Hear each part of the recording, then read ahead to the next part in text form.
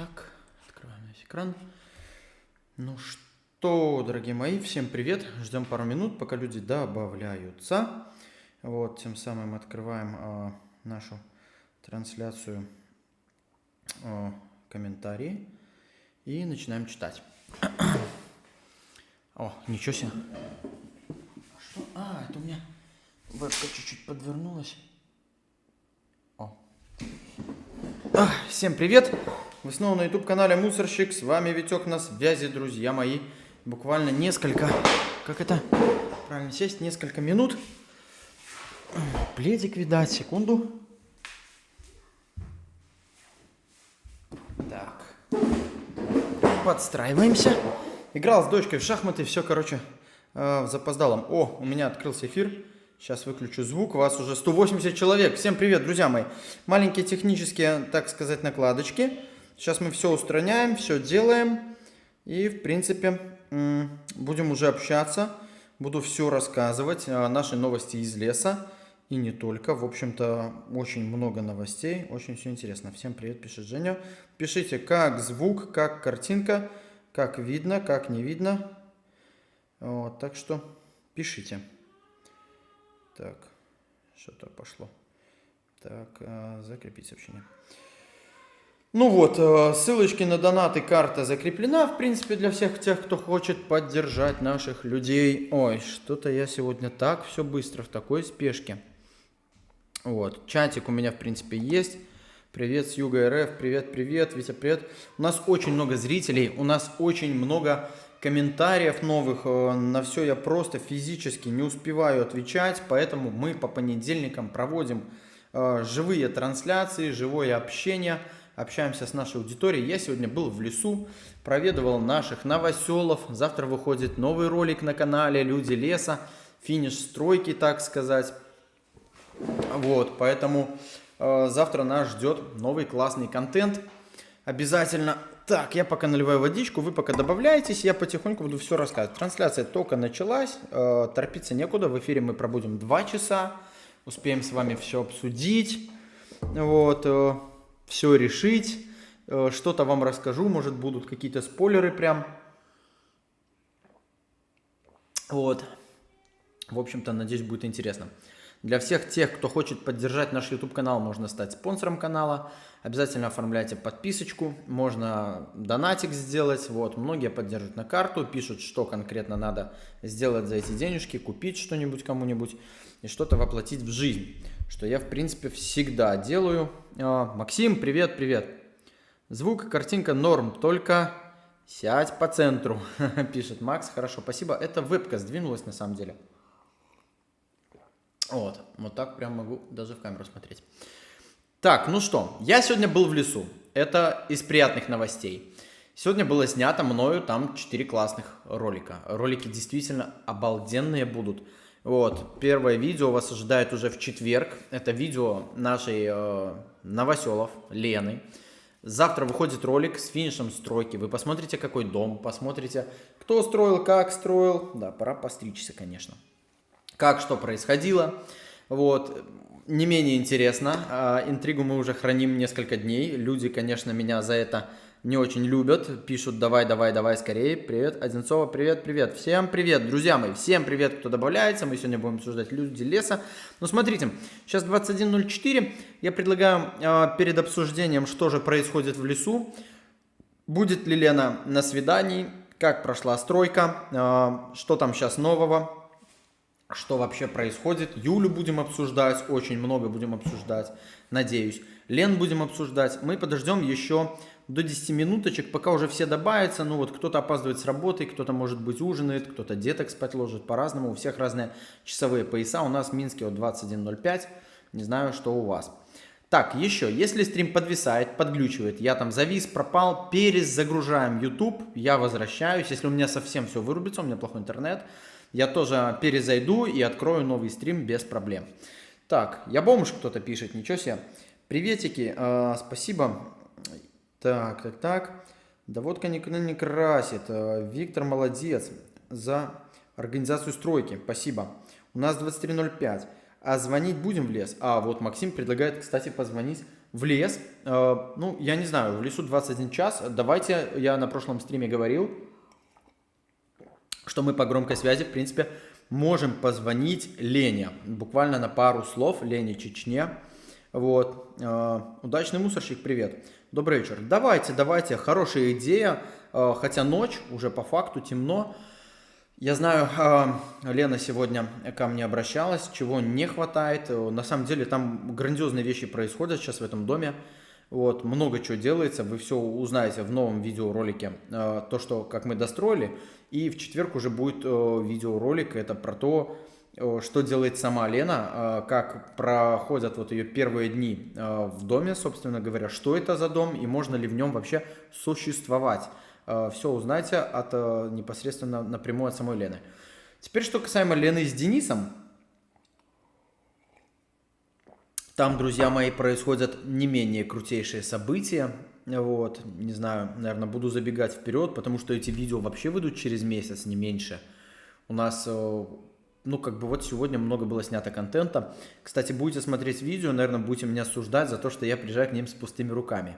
Поскольку я приехал один раз, все привез, все отдал. У Юли был 9 числа день рождения, кстати, я ее поздравил, торт, все как положено. Очень было круто. Вот, а видео снял 4, и получается, что вот в 3 роликах я точно буду, ну, как минимум с пустыми руками, да. То есть, потому что все было отдано вот в этот день, да. То есть, ну, как-то вот так получается. Нас уже 699, делимся трансляцией, добавляемся. С 10 минут начнем активно как бы общаться, и я думаю, что состоится все-таки сегодня звонок наш Леня. Напоминаю, для поддержки все у нас закреплено, донатики, все есть. Кто хочет, пожалуйста, поддерживайте без проблем. Кто не подписан, обязательно подпишитесь на канал. 75% по-прежнему меня смотрит без подписки. Это, я вам хочу сказать, ну, очень обидно. Вот я наблюдаю с телефона, я уже завис. Это очень печально. Зависает, да. Настя, повыключайте Wi-Fi. Напоминаю. Если стрим зависает, если что-то глючит, просто обновляйте YouTube. Не обязательно может глючить у меня, может глючить и у вас на самом деле. Добрый вечер. 699 подписчиков. Ну, вижу, я тут жестко вишу сегодня. Сегодня, видимо, интернет просто отвратительный. Да. Друзья мои, интернет сегодня, правда, очень плохой. Очень-очень. Ну, что поделать? Что поделать, ничего не поделать, чат бежит. 750 кто-то пишет, я вижу 699, 759, всем привет. Они, небось, ДР Юли отмечали до сих пор. Нет, хочу вам сказать, все культурно, все отлично, стрим. Отлично стрима, привет. Стрим норм, не висит. Друзья мои, иногда зависаю, но такой интернет, чем позже мы будем сидеть, тем лучше будет интернет. Наш игрогородок ложится спать, и сеть немножко разгружается. Поэтому, в принципе, я так поздно начинаю стримы, это в 9 часов и в понедельник, чтобы максимально был свободный интернет, да и чтобы было что обсудить. Так, завис или нет? Все. Значит, в 21:30 мы попытаемся позвонить Лене Чечне, спросить, что и как у нее происходит. Она, конечно, вас никого не слышит, не видит, но сможет поблагодарить. Надеюсь, будет не пьяная, потому что так поздно в лесу быть трезвой. Ну, хотя я у них сегодня был, все было замечательно. О, с Россией, как донат в рублях. Друзья мои, ну, Марина, с России шлют на карту напрямую, без проблем, в рублях. Через приложение шлют, все приходит, все доходит. Можете видеть, я обновил строчечку. На развитие канала, на помощь людям, а это уже смотря на что вы напишете в этих донатах. И если люди пишут на помощь людям, там можно сообщение указать, они конкретно пишут на что. Всплывающее окно тоже в приложении проходит, то есть, и, в принципе, в видео я всегда делаю отчет. С России как донат в рублях. Без проблем можно в рублях отправлять. Ты кто? Интересно. Привет, Браслов, привет. Всем привет. Ясно, погода, смотрю тебя. Спасибо, привет. Пермь, привет. Друзья мои, ну да, 776 человек, 10 минут, как обещал. Немножко начинаем действительно погружаться в обсуждение все-таки видео, которые у нас уже были. Что у нас происходило. Барахолочка была там, да, вот находки были. На квартире комментариев очень-очень много про этажерку. Очень много комментариев про этажерку. Наверное, получится ее еще забрать, кстати, таки. 823. Замечательно. Сегодня был в лесу. Начнем с того, что приехал, передал все непосредственно передачи. Вот, корм для собачек, огромный мешок. Спасибо, огромное. Передал все подарки людям леса, передал тортик Юле, побеседовал индивидуально с каждым. Так интересно было, я когда приехал, Лена и Юля, как сказал мне Саша, спят. По факту было немножко вообще не так. Вот, и мне удалось с Сашей тет-а-тет побеседовать. Интересный очень персонаж. Слушайте, у него большое прошлое такое интересное. На самом деле музыкальное образование имеется, для чего нужна была и гитара. И, кстати, в скором времени в видеороликах вы увидите, как он ей пользуется, владеет, несмотря на то, что две струны просто из лески. Ну, у меня был шок. Это было круто, правда, это было круто. Саша, кстати, тайну открыл, что он, когда пришел с работы и увидел новое строение, его взяла, конечно, такая зависть, и он немножко, как он говорит, я подзасрал эту стройку, но, осмотрев все вокруг, говорит, вот я понимал, что это зависть, а на самом деле стройка ведь была крутая. Он говорит, я был в шоке. И он сейчас уже помогает Ленке немножко ее доделывать, так сказать, усовершенствовать. Ну, вы все, то, что мы построили, вы уже увидите завтра в новом ролике на YouTube-канале «Мусорщик». Ролик уже выйдет завтра. Так, у нас час ночи, кто-то пишет. Давай начнем уже. Химки на связи. Химки, привет. Как гитара? Гитара просто супер. Причем гитара какой-то фирмы. Ну, я в этом не сильно разбираюсь, но это мне уже Саша рассказал. Увидите тоже видео. Вот, ну, реально круто. Всем добрый вечер. Привет из Воронежа. Воронежу привет. Да в лес хочется правда. Кто-то пишет, Наталья. Химки, привет еще раз. Вот. Так, Евгений пока что наш... Серега Червень, привет. Евгений пока что наш модератор, катается в Яндекс.Доставке. Надеюсь, в скором времени вернется домой. Поможет нам немножко вот модерировать наш чат. Серега Червень, привет. Валентин Бурак, привет. Димас, все добавляются. Марина, здравствуйте. Нас уже 818 человек. Какая самая лучшая продажа на барахолке? Самовар. Самая крутая продажа на барахолочке. Я буду иногда рассказывать, что происходит в лесу, что будет происходить, наверное, что мы там делали, но иногда буду отвлекаться на чат, отвечать на ваши вопросы, поскольку в комментариях просто физически всем не успеваю отвечать. Спасибо, что пишете. Вас очень много, это очень круто. Кстати, люди леса периодически тоже смотрят видеоролики и тоже читают ваши комментарии. Поэтому комментарии пишите, можете с прямыми вот обращениями, прям это круто. Женя пишет, я тут. А вот и первый донатик, 100 рублей России. Ну, вот так вот спокойно, 100 рублей России, написано Лене, Чечне. Аноним. Аноним, наш любимый человек, он нам всегда донатит, поддержит. Я видел, 500 рублей было залетало после стрима. Аноним, спасибо. 100 рублей 3,50, пачка сигарет, мелочь, но очень-очень приятно. Ну, там процентик снимут, но самый раз на пачку сигарет хватает. Аноним, спасибо. На самом деле, сигареты в лесу очень важно. Вот последний раз я завез блок сегодня. С барахолки, вы помните, передавали блок сигарет. Это очень круто, реально, пачка зажигалок. Там есть еще маленькая необходимость. Ну, Ленка сама в ролике сказала, но я могу как бы заспойлерить, потому что это будет в четверг. Просит фонарики на солнечных батареях, как у Юли. У Юли там со светофора какие-то фонарики на солнечных батареях. Сейчас рано темнеет, и это действительно, ну, вот такая необходимость. А дом вы уже увидите, и он уже завтра в видеоролике. Дом, милый дом. Что мы с парнями, восьмером и с Татьяной, так сказать, на контроле сумели общими силами построить для человека, которому, ну, наверное, это прям вот жизненно необходимо. Необходимо. Хотя она, кстати, не просила, честно. Вот это такая инициатива. Я смотрел на все эти юные шалашики и понимал, что ничего хорошего этой зимой в этих шалашиках 100% не произойдет. А то, что сделали ребята, мои друзья, подписчики вместе со мной, ну, это большого, дорогого стоит на самом деле. Вот, это очень круто. Что ты и именно из золота находил на свалке, пишет Таня. Тань, ну, вот браслет Cartier, например. Ну, так вот. Так, Бутова, скинем. Марин, я думаю, что скинете без проблем. Было бы желание. Как буржуйка, не Клад, как буржуйка не разочаровала Ли? Почему-то сегодня как-то еще сложно читать и очень хочу пить. Вот, пью обычную воду, вот, чтобы потом не говорили. Всегда беру на стрим с собой кувшинчик с водой, потому что болтать час или два максимально тяжело, вот, и часто сохнет в горле, вот.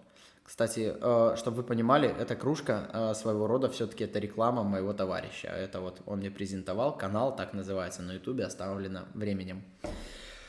Так, буржуйка нет, не разочаровала. Максим был, знает, буржуйка огонь, в нее влазят хорошие длинные палки. Очень рад на самом деле, что купил именно такую буржуйку. Вот эти вот чугунные, заводские, они, наверное, круче, они, наверное, дольше держат тепло, на них, возможно, даже можно готовить. Хотя, я думаю, на этой тоже можно готовить при желании. Но все-таки главный критерий у меня был выбор буржуйки, чтобы можно было нормальные дрова туда ложить. Ну, понимаете, вот чугунная покупная, 30 сантиметров палочка. Ну, как бы где их в лесу? Ногой сломать там, или пилочкой пилить, да, или искать на свалке в размер. Ну, это проблемно, согласитесь со мной, такие палочки искать. А вот уже скину 100 рублей. Тамара, хорошо. А вот уже, допустим, сантиметров 50, как бы попроще. Вы сами можете взять 50 сантиметров палочку вот такой толщины и попытаться ее переломать ногой. Знаете, не у каждого даже получится мужчины, а у женщины с больными ногами, то и тем более. А вот если взять, допустим, уже палочку в метр и сломать ее пополам, то тут, наверное, получится, правда? Чем больше рычаг, тем легче. Все мы учили в школе, все мы прекрасно понимаем. Скинула 10 рублей. Просто Мария. Мария, спасибо. Дополняйте сообщением на что и как. Так. Ну, вот кто-то пишет какой-то плохой комментарий, но пока нету, Жень, модератор работает, не знаю, скрыть я могу, вот маты особенно вообще, это, ну, как-то неприемлемо, наверное, все-таки. Вот, так, отвлекся на чат, периодически отвлекаюсь от идеи, рассказываю. Очень круто в лес зашла гитара, друзья мои. То, что делает гитара в лесу, вы тоже в ближайшее время в видеороликах увидите, это мега круто. Также на последнем стриме мы очень бойко и горячо обсуждали свидание. Свидание Лены второй, не Чечни, а Лены, которая с Денисом, с Вячеславом. Произойдет ли оно, правда или нет, никто не знает. Для этого я посмотрел, что лагерь подписчиков поделился на за и против. И вы знаете, что мне даже досталось в Телеграме за эту идею. Да, у нас есть Телеграм-канал «Мусорщик». Как Женя будет дома. Валерий, привет, привет. Хочу кружку, как приобрести, пишет Валерий. Валер, ну, я думаю, ты можешь с Женей поговорить, и как бы это вот без проблем. Вот так. Так, на чем? Допустим, 1000. Марина, пожалуйста, присылайте, говорите на что, потратим 1000 без проблем. Так, включи гирлянду, дает блик на камеру. Выключи бомбер, дает блик на камеру. Может быть, у меня лампа еще на меня тут светит. Я тут со светом уже, конечно, намутил, потому что в комнате, в принципе, ну, не так яркий свет. Напишите, кому еще какие блики. Вот, Марин, 10 рублей, это примерно 300 рублей России. Вот вам даже уже переводят. Гитара творит чудеса, и я, конечно, не ожидал от такого. В лесу поменялась с появлением гитары вообще атмосфера. Там теперь вообще все по-другому. Ну, конечно, словами не передам. Наверное, все-таки порекомендую посмотреть выходящие видеоролики. Ну, с гитарой будет видео аж ни много ни мало через неделю. Потому что график видео у нас выход это вторник, четверг, суббота, воскресенье. Обманул, во вторник. В субботу тоже будут люди леса. В субботу с гитарой ролик будет в субботу. Так, завтра у нас вторая часть. Продолжение стройки. И финиш ее сразу. И принятие Лены строительного объекта. В четверг у нас выйдет на канале. Это первое интервью тет-а-тет с Леной после уже непосредственно проведенной ночи в своем собственном доме. Если вы его сможете так назвать. Я, например, могу. Вот. А в субботу будет ролик конкретно про Сашу. Как я говорю, мне удалось его поймать сегодня 1 на 1 и побеседовать. И я хочу сказать, что это было очень классно. На самом деле, когда люди леса собираются 2 или 3 человека, и ты с ними пытаешься беседовать, они себя ведут не так. Не так, как 1 на 1. Очень тяжело разговорить. Какие-то глупости происходят, как-то смеются, как-то подкалывают даже друг друга, скромничают, либо наоборот стесняются, и вот что-то происходит не то. Но когда ты берешь человека и идешь с ним один на один, потихоньку, мелкими шажочками, интересными вопросами, но приходим к развязке событий, человек остывает, он становится самим собой, он отвечает на какие-то вопросы, о чем-то думает, и это уже совсем другое общение, как для меня, так и для них. Вот с Юлей мы сегодня общались, видео вы тоже увидите рано или поздно. И это печка 200 да. И, короче, вот мы с ней общались, и вот где-то уже, наверное, к середине разговора она прям, как бы вам сказать, как поплыла, да. И я даже ей такой вопрос задаю: ну, классно общаемся, да? Она говорит: блин, да, классно. Ну, вот, ну, только один на один, так вот. А если бы кто-то нас окружал, то, конечно, бы такого общения не было. Друзья мои, 21:21 на часах, в 21:30 мы попробуем позвонить Лене Чечне и задать пару вопросов. Кстати, вы тоже можете... Нескладовая, витаю вас. Нескладовая, здравствуйте. Паша, привет. Братишка, привет, привет. Привет, всем привет, чат, привет. И вы можете еще, смотрите, 9 минут предложить какой-нибудь вопрос, который мы зададим Лене Чечне, если мы ей дозвонимся. Юля все пьет. Марин, ну, выпивает, да, выпивает, но я ее не осуждаю. Да и вам не рекомендую. Кто мы такие, чтобы их судить? Бог им судья, как говорится. Витя, расскажи, как Лена отреагировала на дом. Марина.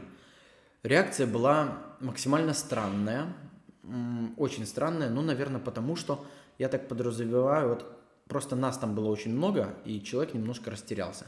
Впрочем, вы все узнаете завтра в видеоролике, который уже выйдет на YouTube-канале «Мусорщик». Это финиш стройки обязательно. Эмоции Лены завтра во второй части стройки, пишет Максим. Абсолютно правильно. Слушайте, мне понравилась вот барахолочка. Вот если вы смотрели ролик с барахолки, мне понравился мешок корма для животных. И мне понравилось, когда Северный, наш подписчик, тоже просто, не просто комментарием, не просто там чем-то, а вот взял и сделал. Человек хочет, чтобы собак накормить, прислал деньги, я пошел, купил вот такой мешок корма, и животные в лесу накормлены. Захотели наша Жанна с мужем накормить собак, взяли, привезли мне мешок корма, и я его сегодня завез в лес. Кстати, Лена тоже этому очень рада. Понимаете, даже когда это не для нее, ну вот как-то, у нее там такой котик, такой шикарный котик. Завтра во второй части вы увидите. Ну вот сколько мы строили, он всегда около нас такой, раз-раз, такой чистенький, красивенький. Ну, в руки не шел. Ну, класс кот. Сегодня Лена сказала, кстати, принес 2 мыши. Очень ловучий, очень. Мы ждем с нетерпением. Привет, братва. Друзья мои, периодически отвлекаюсь на чат, читаю ваши сообщения. В большинстве своем рассказываю. 21-23 будем пробовать в половину звонить Лене. За качество разговора я не ручаюсь, поскольку мы понимаем, где живет Лена, что это за человек, и что даже, возможно, она может быть уже в нетрезвом состоянии. Вот, что она нам скажет и как расскажет. Если будет прям, ну, очень там каких-нибудь много матов, конечно же, я разговор прекращу. Вот, но попытка не пытка. Спрашивайте, может быть, если все-таки будет хороший разговор, о чем с ней побеседовать, задавайте вопросы, и я с удовольствием вот... Как переехать в лес? Классный вопрос. Как переехать в лес? Выйдете с дома, видите лес, все, вы приехали, достигли. Видите, привет из Бреста. Какие вы молодцы. Тамара, спасибо, приятно. Серега Червень, привет. Привет вам. Привет по скриптам. Привет, привет, друзья мои. Всем еще раз привет, вы добавляйтесь. И сегодня у нас тоже не менее активный стрим. 901 онлайна. Это, знаете ли, очень круто. Но я вас утверждаю, все видеоролики, которые выйдут на этой неделе, я думаю, что вас на стрим обсудить их придет еще больше, потому что нас ждет 3 потрясающие супер видоса. Вот прям обещаю. Ну, как по мне, это лучшее, что может быть на этом канале. Приветствую, помогал не Леня, точно. Витя. Любой случай... Мы круто провели время, пишет Максим. Да, время мы провели действительно круто. Всем привет, привет, привет, привет, привет, привет, все добавляются. У нас очень... Скажите ваше мнение про выживание в лесу. За какое время можно подняться, живя как люди леса? Так, друзья мои, ну, хороший вопрос. Человек сделал донат, задал вопрос, не могу проигнорировать. Аноним. Аноним, спасибо. Если живя как люди леса и не бухать, за какое время можно подняться? Я думаю, чтобы вот прям, чтобы, допустим, ну что есть подняться? Купить машину, снять квартиру, да? Э, Если не пить, то я уверен, что достаточно 1 месяца. Правда. Ну, я вот так считаю, что купить какой-нибудь «Жигуль», наверное, и снять квартиру. Ну, я бы «Жигуль» не покупал, я бы, скорее всего, купил «Запорожец». Вот, хватило бы месяца, может быть, бы купил мотоблок или скутер. Средство транспорта необходимо на самом деле. Это как инструмент в этом случае. Вот. Если уже дальше развиваться, дальше, ну, конечно, времени больше. Ну, мне бы хватило месяца переехать в нормальные условия. Спасибо, Светлана. Смотрю ваши ролики про люди леса. Спасибо большое, пишет Светлана и присылает нам 2 евро. Светлана, Света, прошу прощения, Света Лиса. Спасибо большое. Многие обижаются, когда их называешь не прям вот так, как пишется. Спасибо, лайк поставил. Круто, спасибо. Так. Витек, ждем в Браславе, пишет. Лех, скоро зима и поедем на Богинское, мое любимое водохранилище, на рыбалку. Ну что, друзья мои, 27 минут, 3 минуты до звонка, и я так и не увидел. Здравствуйте, скажите, пожалуйста, почему Саша не общается? Почему Саша не... Не понял, почему Саша не общается. Общается. Паша, подари гараж Лене. Угу. Видите, как стройка у Лены. Михаил, в целом на 85% можно сказать, что стройка закончена. Вот, Лена уже сегодня сама уже очень многое делает, чтобы ее завершить. Но вы это все увидите в четверг. Завтра просто мы покажем то, как мы это построили, то, как реагировала Лена. Обязательно завтра на YouTube-канале новый ролик. Максим, помнишь ли ты когда-нибудь такой онлайн на YouTube-канале «Мусорщик»? Вот, ну, интересно. Привет, добры. Да. Витя, честно, не думал, что будет стройка. Думала, контент отснимешь, и на этом все. А ты молодец. И Чечне. Кайфую от ее харизмы. Екатерина, спасибо. На самом деле, без поддержки друзей я бы тоже не справился. Просто бы не вывез физически. Очень было тяжело. Работало 8 человек. И мы до темна с натяжечкой успели. Я вам правда скажу. Вот тут много сейчас кто в чате сидит. Вот. И правда я вам хочу сказать, что ну, тяжело было. Тяжело. И эти люди подтвердят.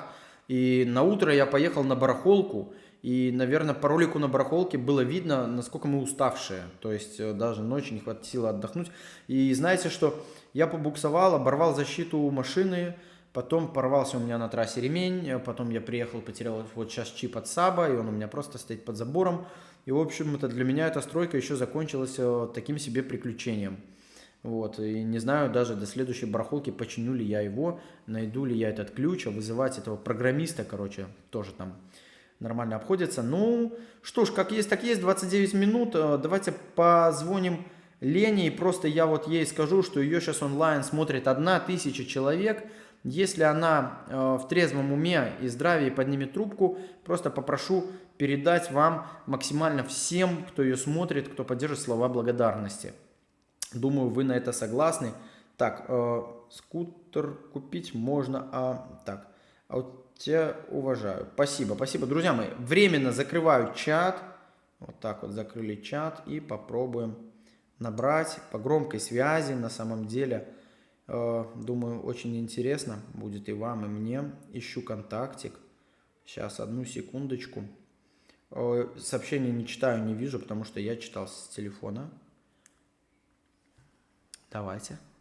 Вообще, пройдет ли вызов лес? Прошел. Это уже хорошо. Очень там всегда плохая связь.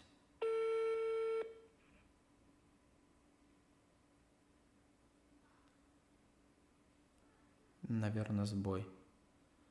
Ну вот, видно, что вызов не идет больше. Лес, понимаете, и да, это очень тяжело. Алло, алло. Нету ни секунд, ничего. Давайте еще раз попробую. Попробую еще раз позвонить Лене Чечне. вот, в прямом эфире и пообщаться. В лесу очень плохая связь, мобильная, интернета нет от слова совсем, и если Лена еще в домике, как вы поняли, мы его копали в определенную глубину, вы все это увидите из ролика, то, ну, соответственно, вообще невозможно, да? Ну, мы еще раз попытаемся, а может она уже и спит. Ну, конечно, некрасиво.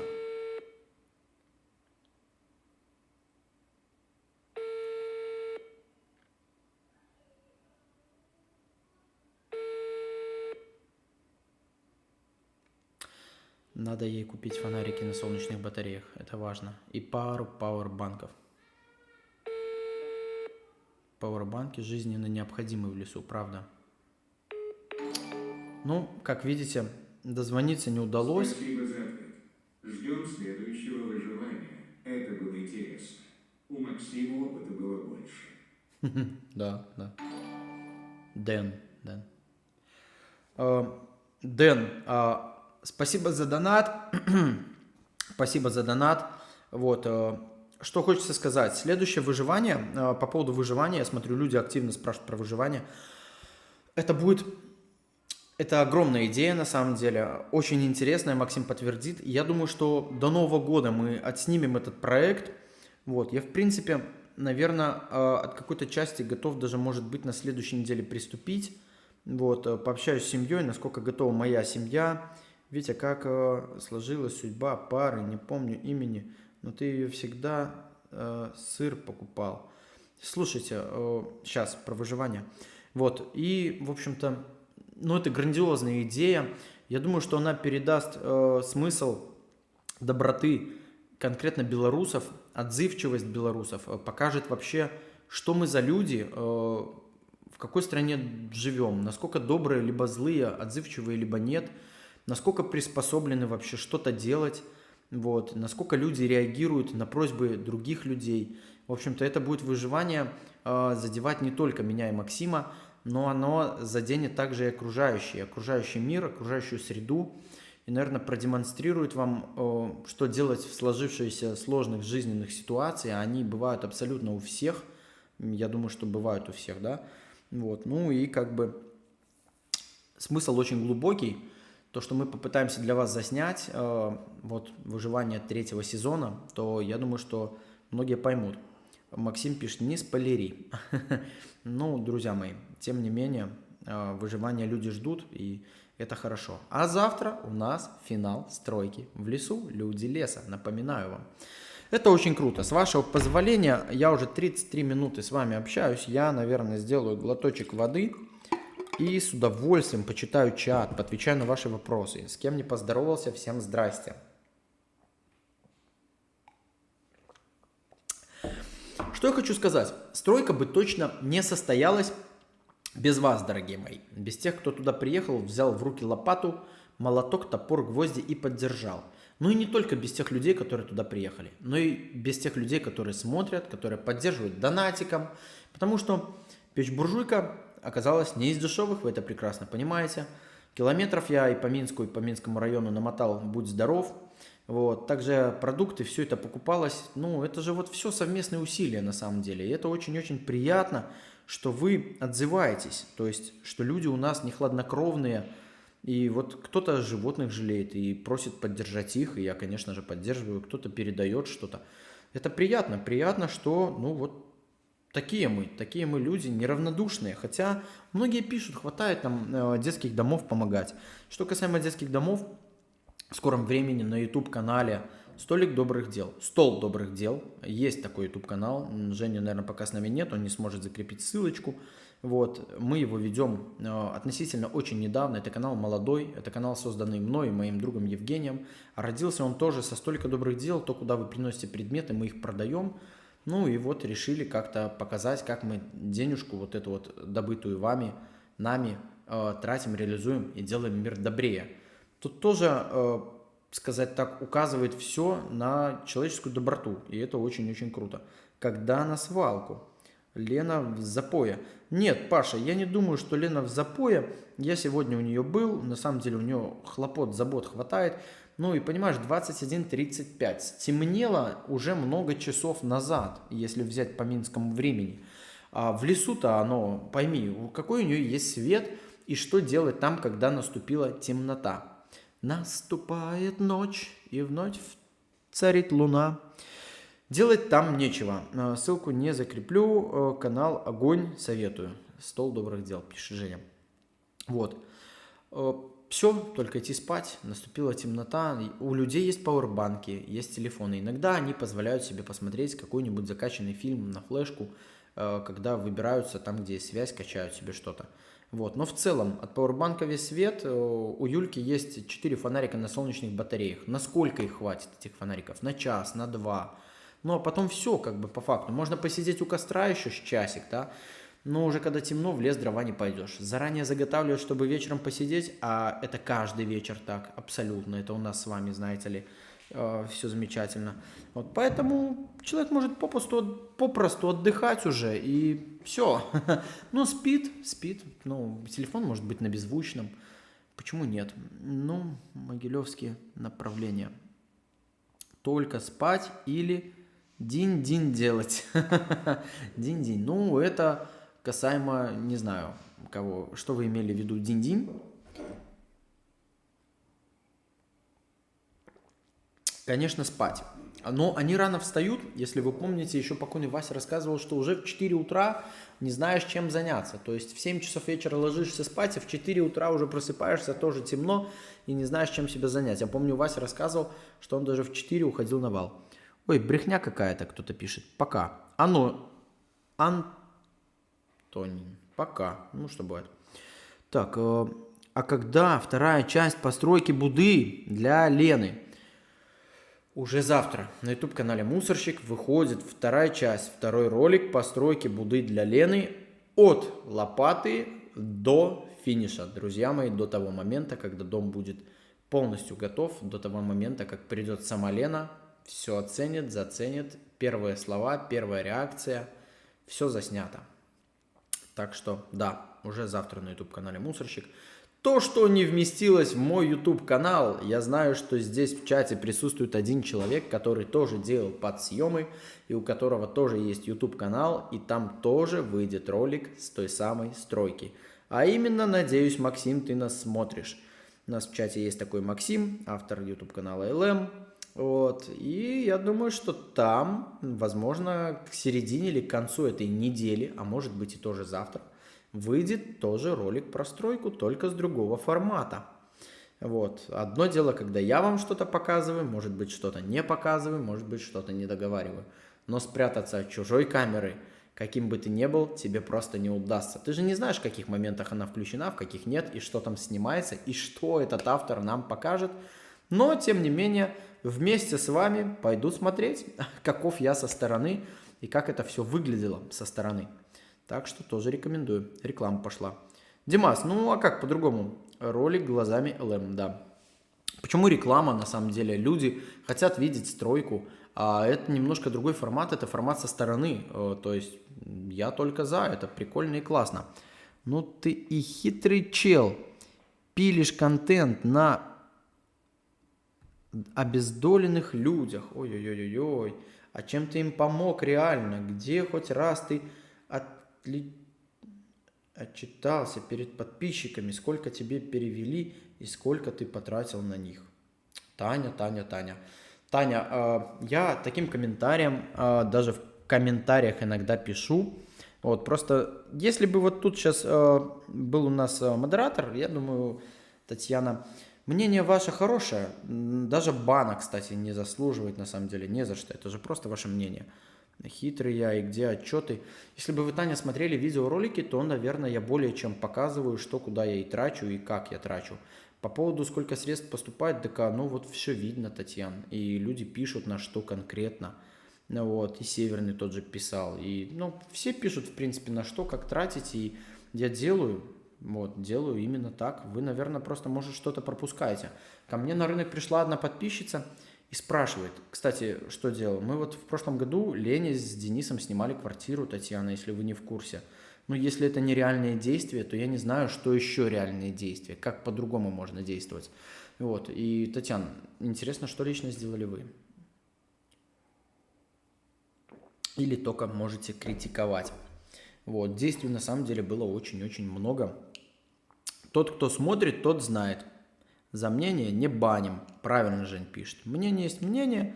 Вот, на личности не переходила, не оскорбляла, поэтому, надеюсь, ответил развернуто. Татьяна, ну а вы смотрите все-таки видеоролики и посмотрите, куда и на что тратится. Каждая моя поездка в лес как минимум сопровождается лично в руки любой героини, кто снимается, это порядка 20-25 рублей. Это, наверное, уже более года вот так вот идет, и в многих роликах я даже этот момент не вырезаю, чтобы люди понимали, и даже как-то вот Лену просил, ну, прокомментировать, так ли это, то есть, чтобы люди не сомневались, вот, а так в целом покушать, вода, сигареты, самое основное, это, наверное, такое вот сигареты, да. Мне даже в Абхазии одна женщина дала 500 рублей в пещере на сигареты. Я купил и передал, и запомнил кто, и рассказал видео. Вот, поэтому... Ай-яй-яй-яй, Татьяна. Как это? Как бы сказал мой Максим, у вас брижет желчь от зависти. Хотя чему завидовать, непонятно. Ох, у нас спонсорство оформил кто? Кто? Александр, спасибо. Витя прав, отчет есть. Если следить за контентом, то все будет видно. И он не раз озвучивал доп. Расходы. Александр, спасибо. А в последнее время с барахолки «Стол добрых дел» я еще и циферки фиксирую всегда вверху. Сколько пришло, сколько сплюсовалось, как добавилось. Вот так вот. Кстати, опять же таки, по вашим пожеланиям, Михаил. Витя, продолжай. Виталий, спасибо. Передай, пожалуйста, Лене большой привет из Казахстана. Очень переживаю. Денис, правда лентяй, но бог с ним. Может вразумиться и увидит, что он может потерять. Валентин, постараюсь. Не слово в слово, но все правильно. Привет с Казахстана передам. Про Дениса вы в целом правы, но... Ой, я, наверное, забегу чуть ли не на месяц вперед по контенту. Я вам однозначно, я сегодня там был, однозначно хочу сказать, что эта ситуация начала меняться. Как она начала меняться? С появлением информации о Вячеславе и возможном свидании Лены или связано с чем-то еще, конечно же, рассказывать вам не буду. В скором времени вы это все сами увидите на YouTube-канале. Но видео очень много. График у нас не такой большой, как хотелось бы. Вторник, среда, суббота, воскресенье выходят ролики. По понедельникам стримы, обсуждаем все произошедшее. Тем не менее, все узнаете, я обещаю. Ситуация стала меняться, как по моему, в лучшую сторону. Свет Лиса опять поддерживает нам 2 евро. На кусочек сала. Жду очень вашего выживания. Кусочек сала, Максим. Ты понимаешь, к чему Света пишет? На кусочек сала. Теперь сало будет, дружище, у меня, а не у тебя. Мне 2 евро на него закинули. Но на самом деле нет, это выживание будет максимально честным и открытым. Светлана, спасибо, но я кусочек сала после выживания, так будет честнее. Витя, как Лене, не Чечне, передать одеяло и носки, вязаные на зиму. Людок, ну, если вы из Минска, пишите телеграм-канал «Мусорщик», мы где-нибудь с вами встретимся, можете прийти на барахолку, без проблем. Люди передавали куртки, шапки, в принципе, я все передаю, все показываю, вообще не вопрос. Побольше контента, пишет Виталий. Виталий, хорошо. Чат, добрый вечер, добавилась к нам Анастасия. Это Максиму. Светлана Лиса скинула Максиму 2 евро на кусочек сала. Макс, ну, что тебе сказать, с меня 2 евро. Вот. Запиши, пожалуйста, братан, я могу забыть, ты знаешь. Вот. Витя, ты пьяный, кто-то пишет. Я пьяный? Глупости какие. Не знаю, с чего вы так решили? Абсолютно нет, вообще. Не пью подделик. Это Максу на кусочек сала. Светлана, без проблем. Виктор, привет, спасибо за ролики, твое доброе сердце. Спасибо, друзья мои, спасибо. Добрый вечер, Настасьяк. Всем привет из Костромы. Кострома, привет из Чечни. Ого, Чечня, привет, далеко. 951 зритель, 21:45. Пишите, кто ждет ролик завтрашнего выживания, завтрашней стройки. Будет очень интересно. Вот, надеюсь, всем все понравится. Друзья мои, также 75% зрителя моего смотрит без подписки. Это очень-очень обидно. Напишите. Не Не надо, спасибо. Сейчас не прокатит. Сейчас все строго с этим. Никаких побочных заготовок. Максим прав. Максим прав. Так, друзья мои, каков был вопрос? Перебил. Виктор, я пошутила. Это вам на сало. Вместе ждем выживания. Светлана, хорошо, хорошо. Что там про свидание Лены и Вячеслава? Я на этой неделе хочу встретиться с Вячеславом один на один, тет-а-тет. Друзья мои, так тоже не делается, знаете, это некрасиво. Вот Вячеслав предложил, и что мне теперь? Взять его и привезти в лес? Вот Лена, вот Вячеслав, ну посудите. У меня лагерь вообще тут разделился на до и после, и это правда некрасиво. Берем Вячеслава и... Слушайте, пообщаемся с ним и сделаем интервью, которое вы посмотрите на канале. Что Вячеслав за человек, вот, что он из себя представляет, каковы его намерения. Также потом тет-а-тет побеседуем с Леной и тоже сделаем интервью, видео, вот, и поймем, быть ли свиданию или нет. Если все-таки быть, то оно должно быть максимально человеческим. Формат свидания, в принципе, вы можете даже предлагать прямо сейчас в комментариях, как это должно с вашей стороны выглядеть, с моей. Явно это должен быть не лес. Явно это должно, вот, ну, не все так. Лен все-таки женщина. Это должно быть как-то немножко поприятнее. Это же, а Вячеслав далеко не Денис. А первые впечатления, их потом уже как бы не поменяешь. Какие будут первые впечатления, так оно и дальше пойдет. Согласны или нет? Это вам на сало. Денис точно пропадет без Лены. Не знаю, не знаю. Вот меня тоже в Телеграме очень жестко за то, что я вообще немножко стал развивать эту идею. Прям так комментариями поколошматили, я хочу сказать. Но если оба оппонента будут не против, что мы можем с этим делать? Чего быть, тому не миновать. А вдруг это лучший путь для Лены? А вдруг Денис немножко одумается? Никто не знает. У Дениса есть дом, есть квартира в Шабанах. Как говорится, собирай манатки, шуруй до хатки. Вот, наверное.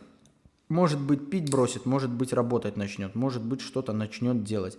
Хотя по тем событиям, что сегодня происходит в лесу, я думаю, что у Дениса уже огромное просто вот такой повод задуматься над своей жизнью и что с ним может быть уже через неделю.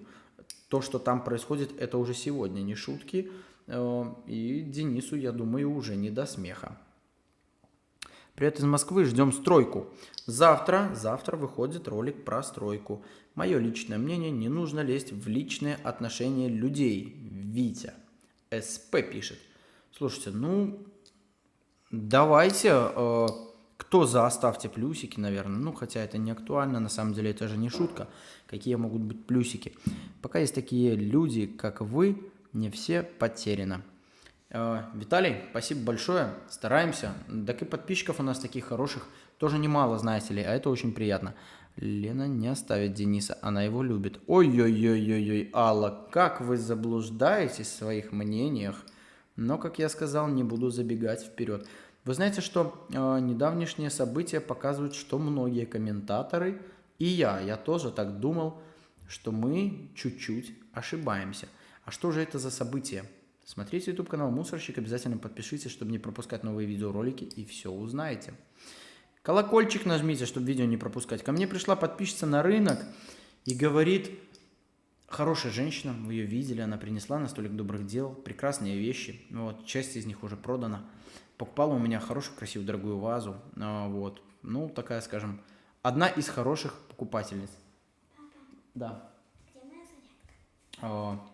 Хороший, доча, вопрос, вот она. Ну, тут у меня пауэрбанк, а тебе прямо очень надо? Да. Хорошо, держи. Тык. Спасибо. Дверь закрой, Пылесос. Ну, бытовые дела, так сказать. Так вот, на чем я остановился? О происходящем в лесу, наверное. Плохие комментарии. Так. Поэтому у Дениса, короче, может быть скоро полный пипец. Привет с Эстонии. Эстония, привет. Денис, он как амеба. Бесхребетная. Ну, не знаю, поживем, увидим. Друзья мои, подписывайтесь, ставьте колокольчик, не пропускайте. Пришла подписчица. Ваза принесла на столик добрых дел и задает вопрос. Слушайте, а что же Лена? Живет в квартире или как сложились дальше обстоятельства? И я говорю, а вы смотрите канал? Она говорит, да, смотрю.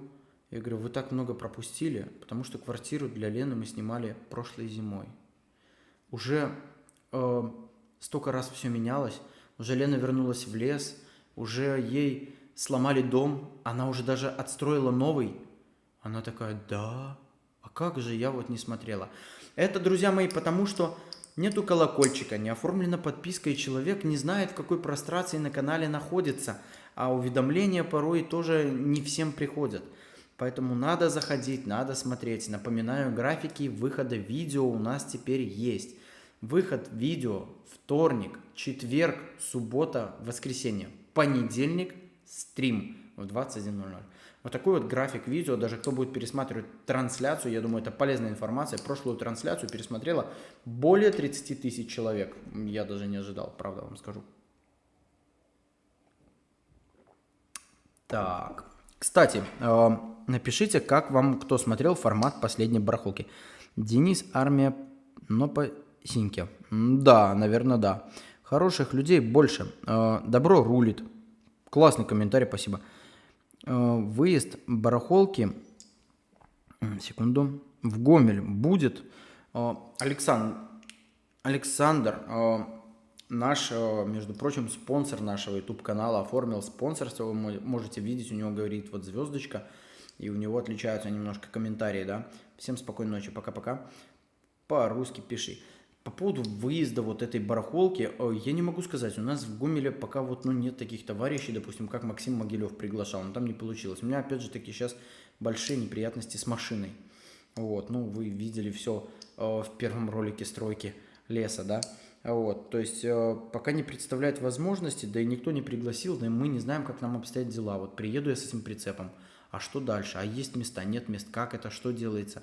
Поехать просто так на обум, не близко. Если бы кто-нибудь что-нибудь как-то просветил, снял какой-нибудь видеообзорчик в Телеграм закинул, конечно, можно было бы порассуждать. Как он должен действовать сам? Тут ситуация другая. Они что, школьники? Ирина, правильно. Витя, у вас красивая дочь, на вас похожа. Кстати, у моей дочки тоже есть YouTube-канал, друзья мои. И там чуть-чуть не хватает подписчиков до 1000.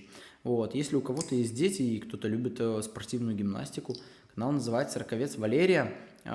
Тоже ссылочку пока не могу закрепить, но вы можете перейти и посмотреть. Вот. А я, может быть, даже могу поделиться. Витя, спасай Лену от Дениса, она с ним гибнет. Я вот, кстати, тоже так думаю. Но не все в моих силах. И даже если это в моих силах, я не вправе ни за кого решать. Поэтому я уже рассказал, как будут развиваться события. Сначала беседа и узнаем, что люди думают, хотят ли они этого. Если нет, значит нет. Не надо. Вот такие ситуации людям навязывать точно нельзя. Я думаю, вы со мной многие согласитесь. Сделайте общий выезд с ЛМом на барахолку. Слушайте, клад не за горами. Мы вообще-то по субботам очень часто с ЛМом делаем выезды на барахолку города Минска. Если вы не обратили. Художественная гимнастика, папа. Да. А кинь ссылочку в комментарий. Ты же можешь зайти, поделиться и вот... скопировать ссылку на канал и закинуть в комментарий. Настя, пожалуйста. Почему нет? Может, у людей есть дети, может, кто-то занимается гимнастикой, может, кто-то подпишется, им тоже понравится. Дочка у меня занимается художественной гимнастикой, и мы ведем об этом маленький YouTube-канал. Поэтому будем вас там рады видеть. У вас жена тоже мусорщица. Ой, Лен, какие вы глупости пишете на самом деле. Нет. И мусорщик, как вы можете понимать, это не образ жизни, это название YouTube-канала. Вот. Непосредственно мой вид деятельности связан с мусором, я занимаюсь вывозом мусора. Вот. Торгуем на барахолке, но тем не менее в большинстве своем это название YouTube-канала. А меня лично зовут Виктор. Так. Привет, Украина, привет. Жена у Вити культурная. Спасибо.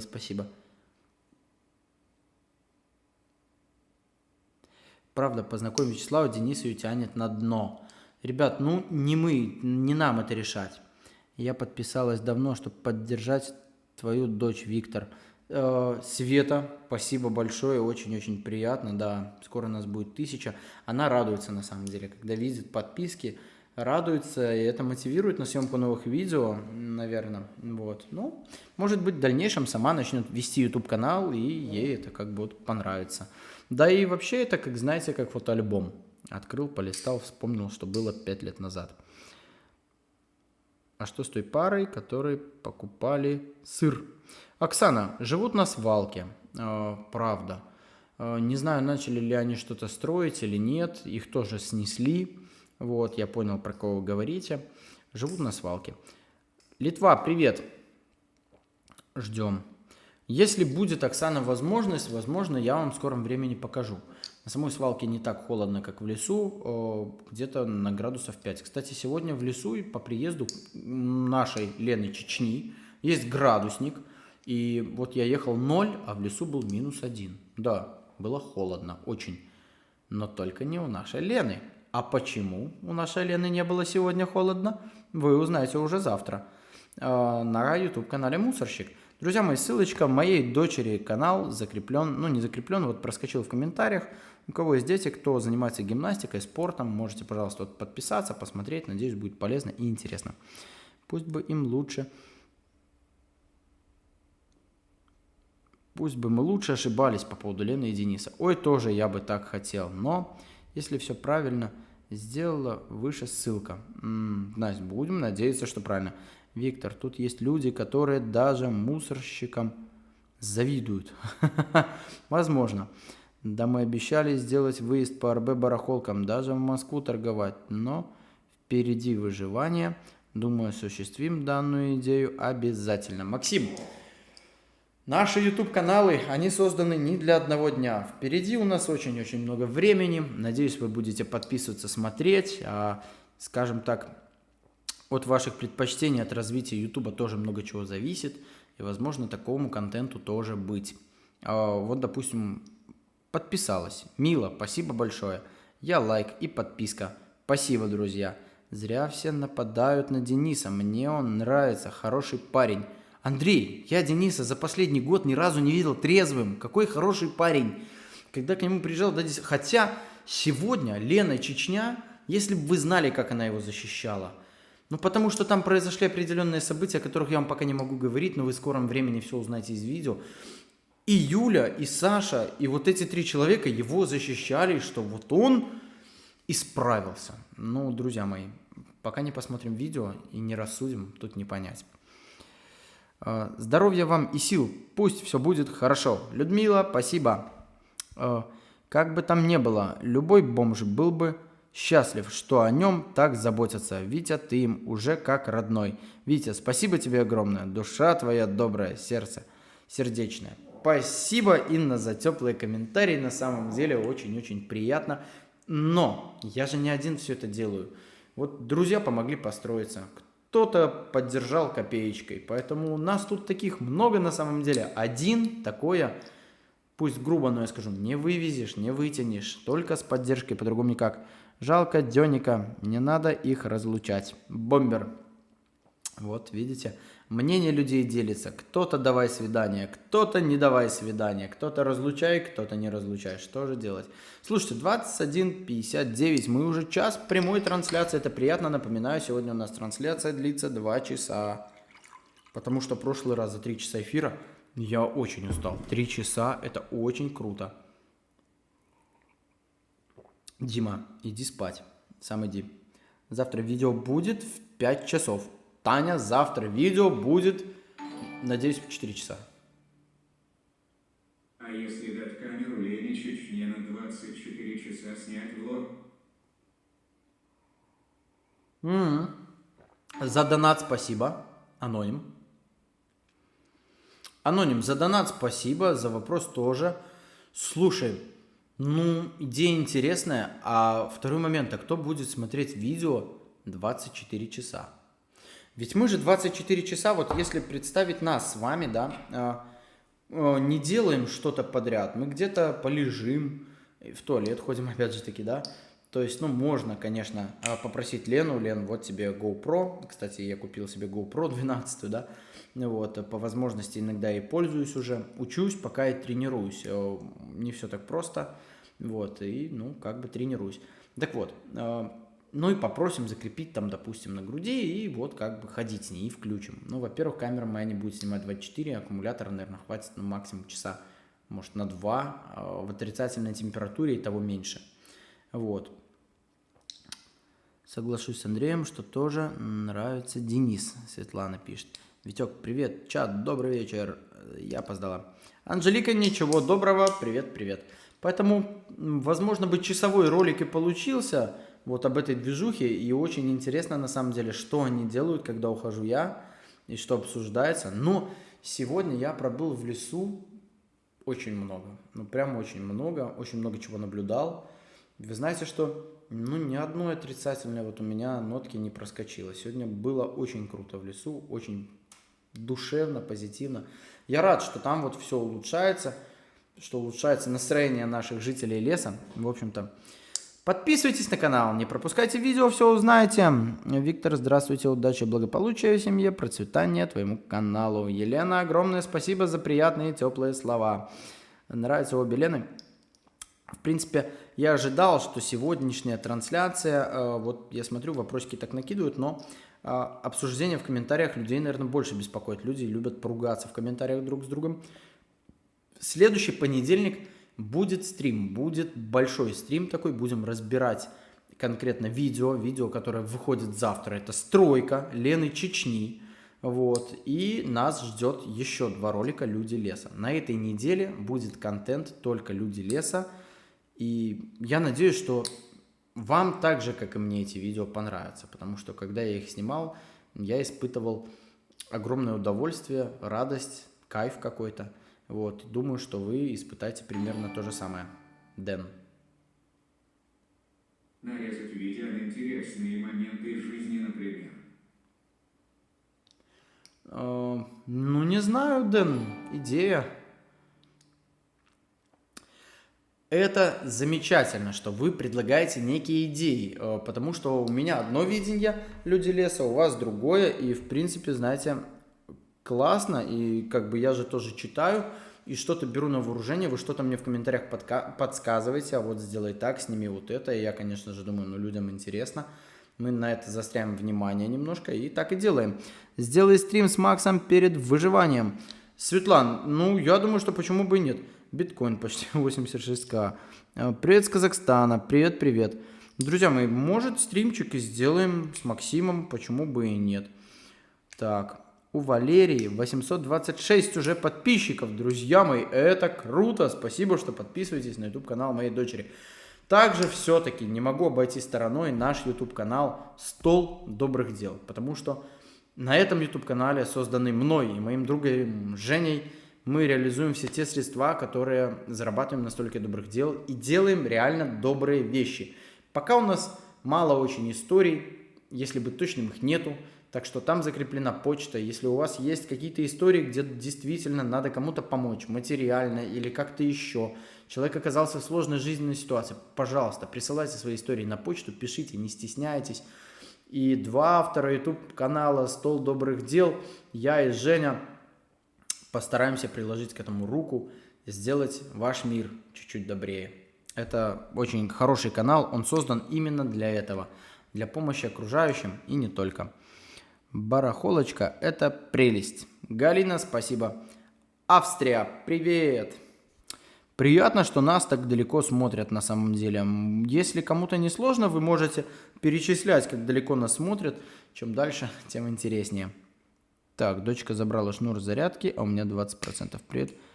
Кавказских минеральных вод. Очень далеко. Светлана, привет. Жителей леса не жалко.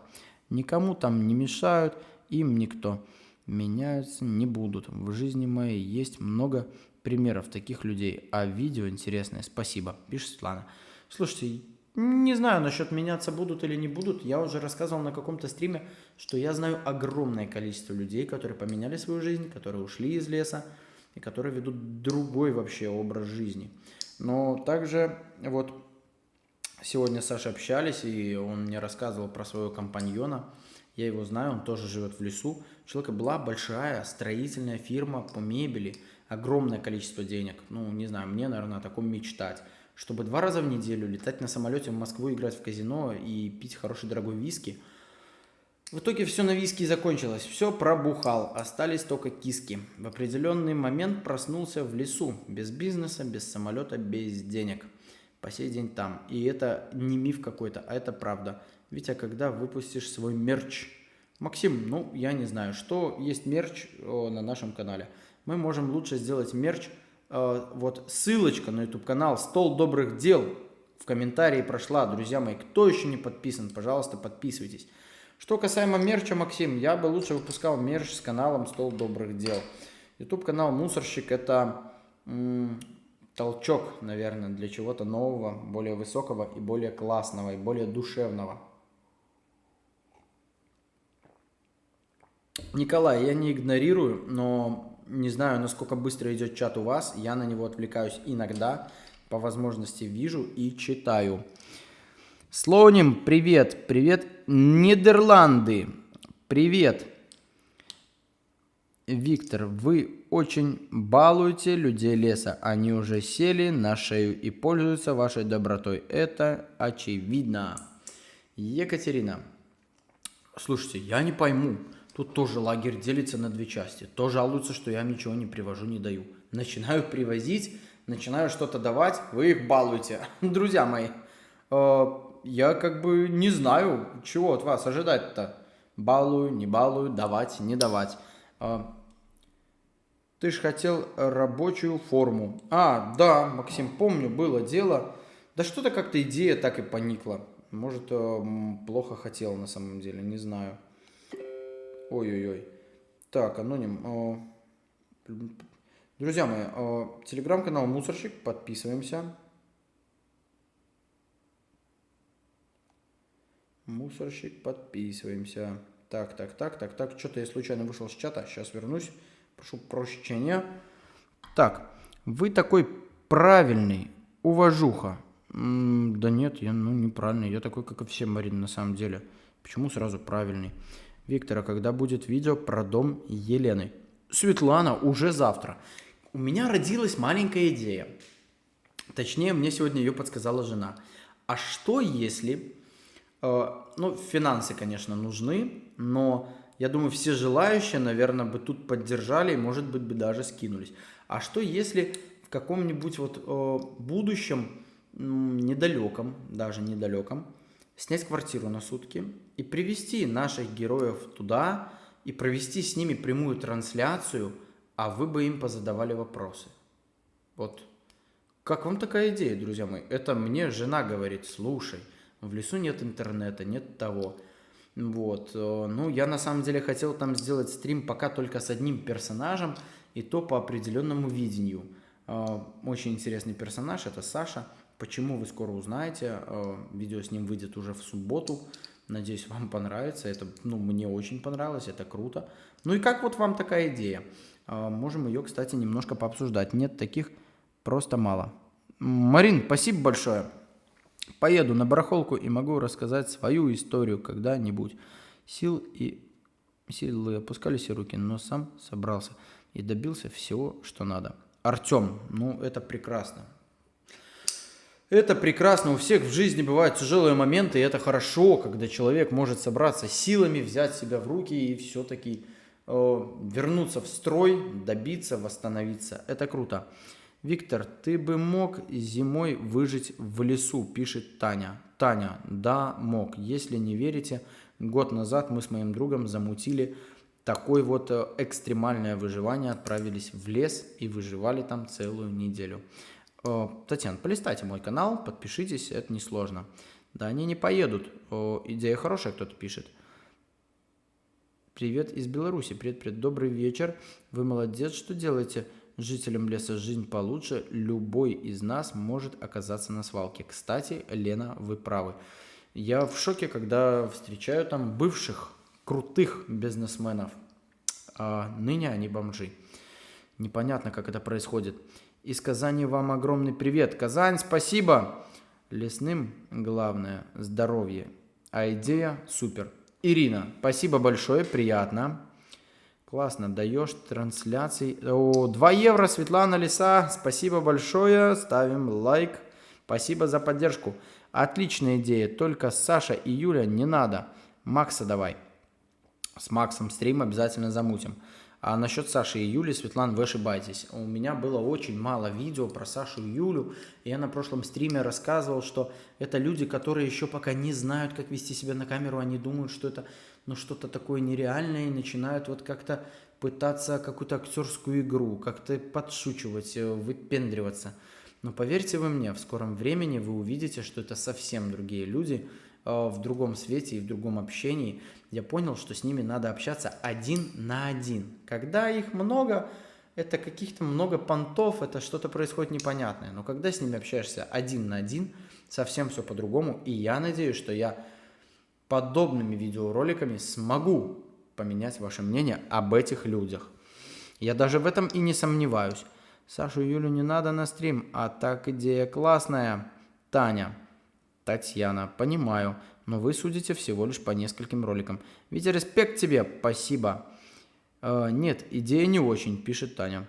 Делать добро это хорошо, только без спирта. Всегда без этого. Ну, в смысле это вообще? Если вы еще не поняли, то нет. Так, в квартире и помоются, если водка не помешает. Юль, ну, конечно, без водки помоются, поброются, и вот можно будет провести трансляцию, вы самостоятельно можете им задавать вопросы. Но мне кажется, собрать их в кучу, это будет такой гвалт, шум, непонятно что. Можно будет пробовать с каждым наедине. Ну, затратно на самом деле, да. Для каждого это такое, знаете. О, стрим! Всем привет! Лера, привет. Люди леса, самый интересный контент, пишет Ольга. Спасибо, Ольга. Но... А вот сколько по городу ходит таких людей, на самом деле, которые ни у кого ничего не просят, подумайте. Которые ходят, собирают вторсырье по контейнерам, тягают его, потом сдают и тихонько после обеда выпивают. И у каждого есть своя история, каждый где-то живет, каждый почему-то ушел с работы и занимается. Мы же каждый из нас встречал таких людей в городе. По-любому утром или вечером идешь, и кто-то вот собирает какие-то бутылки. Вот. Я думаю, вы видели. Беда в том, что нынешнее поколение очень брезгливо к таким людям. Я как-то к одной женщине подошел, был у тещи в гостях, вот, и увидев такую женщину с тележечкой, мне почему-то захотелось с ней заговорить. У меня даже где-то есть короткий видеоролик, и мы стали общаться. Я у нее спросил, слушайте, а я мусор выкидывал. А она в это время искала что-то в этом мусоре. Я говорю, здравствуйте, так вежливо. Она так обратила на меня внимание. Я говорю, как вам сегодня, везет, не везет, как находочки? Вот, она говорит, да ты знаешь, нормальные находочки. Я говорю, получается вообще что-то зарабатывать? Ее взяла гордыня. Она говорит, зарабатывать. Я говорю, ну и сколько, если не секрет? Ну, 100 вообще налегке, типа такая. Я говорю, что вы собираете? Бумагу, картон, типа там, стекло. А что вы интересное находили? Ноутбуки, телефоны. Типа уже надоело. Ну, понимаете, да? Но, тем не менее, она видит, что я в спокойном режиме, без всякой брезгливости, абсолютно вот хочу с ней пообщаться, иду на контакт. Вот. Но это было интересно, и такие люди есть в каждом городе, я вас уверяю. И у каждого из них своя история. И эти люди не всю жизнь ходили по помойкам. На самом деле, кто-то когда-то и врачом работал, и грузчиком. Виной всему, наверное, спиртное. А в больших мегаполисах, как Москва, или еще есть больше, наверное, мегаполисы там, вот, такие люди живут на теплотрассах, в подъездах, вы их называете бичи, бомжи, но у каждого есть же своя история, как у той Лены Чечни или у той Лены с Денисом. Ведь они вообще от этих людей ничем не отличаются. Эти живут в лесу, а те где-то на теплотрассах. Занимаются одним и тем же, эти на свалке, а те в контейнерах. И это тоже очень-очень интересный будет контент. Я думаю, что если в скором времени мы попытаемся вот найти таких людей, что-нибудь заснять и познакомить вас с этими людьми. Как считаете? Виктор, а есть жители в лесу, которые вообще не пьют, просто они из-за каких-то обстоятельств лишились жилья. Чтобы Алена вообще не пили, жителей в лесу нету, правда. Есть один человек в лесу, очень интересный, возможно, тоже получится с ним сделать видео. Я его как-то встречал в лесу очень-очень далеко на старой свалке. Как-то мы с другом там были, вот, и идем, домик в кустах стоит, свалка уже закрыта. Вот, домик достаточно обустроенный, постучались, что да как. Живет человек, и, слушайте, у него онкология. И, в общем-то, разговорились, я тогда еще канал не вел. Вот, и он говорит, а я детям все оставил и ушел тихонько тут вот умирать. И вот уже прошло более 10 лет после того, как он ушел туда умирать. И мне Лена Чечня рассказывает, что есть в лесу дедушка, которому по онкологии ампутировали ногу, у него сейчас что-то там на глазу, и он уже живет в этом лесу. 10 лет назад человек оставил дом и пошел умирать. А его судьба так сложилась, что он уже 10 лет живет в лесу. Вот так вот бывает, друзья мои. Кто бы знал, кому сколько дано. Так. Угу. Я збираю баночки алюминиевые, сдаю, но не пропиваю гроши. Сбираю кошти. Ну, да. Я только вчера узнала о канале. Смотрела, не отрываясь, пока сложно представить все отношения к этому. Но каковы судьбы людей? Такие истории о них. Бог судья, Боже упаси. На доброе дело. Спасибо, спасибо, приятно. Спасибо. Так и зафиксируем на добрые дела. Вот, есть и такие люди. 500 рублей. Лера. Спасибо, спасибо. Спасибо, приятно.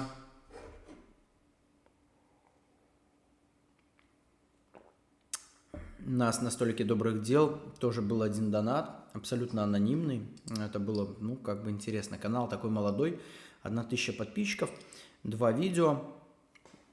От съемок устаешь? Тань, ну вот как сегодня, я был очень долго в лесу, общался с одним, с другим, потом со всеми вместе, пил с ними кофе. Там такая была атмосфера, что, наверное, я бы мог пробыть там до вечера запросто. Возможно, даже мог бы и остаться на ночь.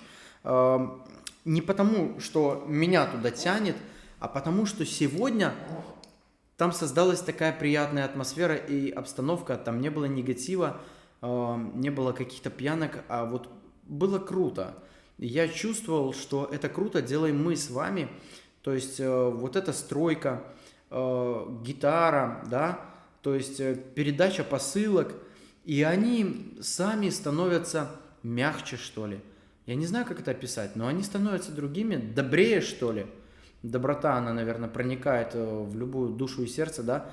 И, ну вот, задушевно было, без понтов, как-то искренне. Если даже друг друга и маты чуть-чуть были, если где-то как-то друг друга подкалывали, то это были не те жесткие подколы, дабы обидеть. Это было очень интересно. И вот сегодня с ними было, правда, очень интересно. Не брезгуешь есть и пить с грязной посуды. Юлия, ну, слушайте, если вы смотрели в прошлом видео, где меня угощали кофе, кофе передала наша подписчица Жанна с магазина 3 в 1 в пакетиках. Люди леса специально, можно сказать, купили для меня кружку, распаковали ее при мне. Приготовили им подписчики, подарили новый газовый баллончик. Вот, воду привез я свою с дома. Поэтому, что сказать, когда люди, они даже понимают, то есть, ну, возможно, что меня может что-то смутить или что-то пойти не так, и они уже заранее к этому были готовы, и их это никак не напрягало, но им просто хотелось сделать для меня приятно, мелочь, но было круто. Вот, был такой видеоролик, где я с ними уже пил кофе. И теперь эта кружечка зафиксировалась за мной. Вот, а кофе им сегодня опять передала Жанна. Целую упаковку 3 в 1 с магазина. Поэтому, ну не знаю, как бы вы отнеслись к такому. Я вам скажу даже больше. Завтра вы посмотрите видео, где 8 человек с удовольствием прямо там в лесу на этих домиках кушала колбаску и шашлыки. Вот. Удивит ли вас это? Брезговали бы вы? Я не видел ни одного вокруг себя окружающего человека, который чем-то там мог брезговать, пожарить шашлык в лесу и покушать его. Ну, поэтому, ну все, я с компа. Женя, привет, мне тебя здесь не хватало. Ссылочку на стол добрых дел закрепляет Евгений в комментариях. Кого банить? С нами наш модератор Евгений, друзья мои, автор YouTube-канала совместно со мной. Стол добрых дел. Поприветствуем. Привет, Витя, смотрю тебя по рекомендации Кати Сочи, очень нравятся твои видео. Лене Чечне действительно нужна помощь. А у Лены с Денисом... Женя, так. Светлану Лису, Женя, не бань, пожалуйста. Если она что-то плохое написала, она, наверное, не хотела. Вот, бывает, что скрываем. Витя, как государство относится к твоей помощи людям леса? Были ли проблемы? Александр, честно скажу, не было, но сам мозгами понимаю, что все может быть. Вот. Но, с другой стороны, наверное, там тоже какие-то вопросы стоят. Стол добрых дел. Ссылочка в комментарии. Друзья мои, рекомендую к подписке и к просмотру, чтобы вы знали, что мы продаем на барахолке и что мы за эти средства делаем. Следили за этим, как-то комментировали и погружались также в эту добрую, приятную атмосферу. Тем более, что мы этот канал в скором времени планируем наполнить контентом чуть-чуть побольше, чтобы вам было что посмотреть. И порадоваться вместе с нами и за нас. Привет, Витя, вы огромный молодец так держать. Все в кучу. Спасибо большое. Спасибо. Слушайте, я, наверное, бывает не дочитываю комментарии и переключаюсь на другой. Наверное, многих это напрягает. Но вас, правда, много. Я стараюсь уделять внимание, но вы сами понимаете, что это тяжело. А стримим мы уже аж час 20. Сегодня я задрал планку на 2 часа стрима. Вот, поэтому... Не так долго нам осталось, задавайте вопросы. Я уделяю максимально сейчас время чату, поскольку время в стриме проведу еще 40 минут и поотвечаю на ваши вопросы. Обожаю твои ролики, спасибо. Наталья, спасибо, приятно слышать. Продолжайте в том же духе. Интересный контент, удачи вам. Юлия, спасибо, буду радовать вас новыми видео. Всем привет, жаль, видео виснет. Перезагрузите YouTube, если у вас что-то виснет. Витя, ты молодец, но их нужно бодрить. Я с Россией, везде могу быть, и всех проблемы. Ну, ты молодец. Спасибо большое. Спасибо, Егор. Так, давайте немножко тогда выше, пока у нас, вот у меня чат остановился. Ага. Ты так любишь поговорить, Тань. Ну, люблю, наверное. Вот, стоит только что-нибудь интересное зацепить. Иногда люди цепляют. Как ты пришел к свалке, например. Почему у нас не сортируются отходы. Это интересные темы, но большинство людей все-таки интересуют люди леса. 600. Мои с Дальнего Востока. Дмитрий, спасибо большое. Дошли. Ты все видел, все ответил. Витя, привет, спасибо за дверь. Это было круто. Надюша, видите, с нами вот в чате. Надежда. Надеюсь, что та самая, которая... участвовала у нас на канале «Стол добрых дел». Именно для нее мы делали добро. Так что, друзья мои, переходите на канал «Стол добрых дел». Второй видеоролик короткий, но такой душевный получился, я вам правда хочу сказать. Вот кайф. Просто, до слез. Поэтому рекомендую посмотреть. Это вот просто надо почувствовать, как говорится. Виктор, будь всегда самим собой и не слушай никого. Татьяна. Спасибо большое, спасибо, приятно. Привет, землячка. Убегаю, у меня уже поздненько процветание каналу. Лер, спасибо большое. Жмите лайки. Витек, береги себя. Миш, спасибо, вы тоже себя берегите, друзья мои. Виктор, приветствую. А почему ты сидишь на полу в пустой комнате? Ну, во-первых, не на полу, на стуле. Вот мечтаю себе купить компьютерный стул. Вот посидел, помонтировал. У меня обычный такой стул комнатный. Вот немножко видно, да? Вот так вот, да? Посидел в нем. И я вам хочу сказать, болит 5-е место. Вот с Женей со своим другом делился. И говорю, слушай, 20 минут посижу. Блин, реально капец неудобно. Кстати, на стриме почему-то такого нет. Не знаю. Возможно, потому что при монтаже я полулежа лежу, еще и ноги задираю. Вот.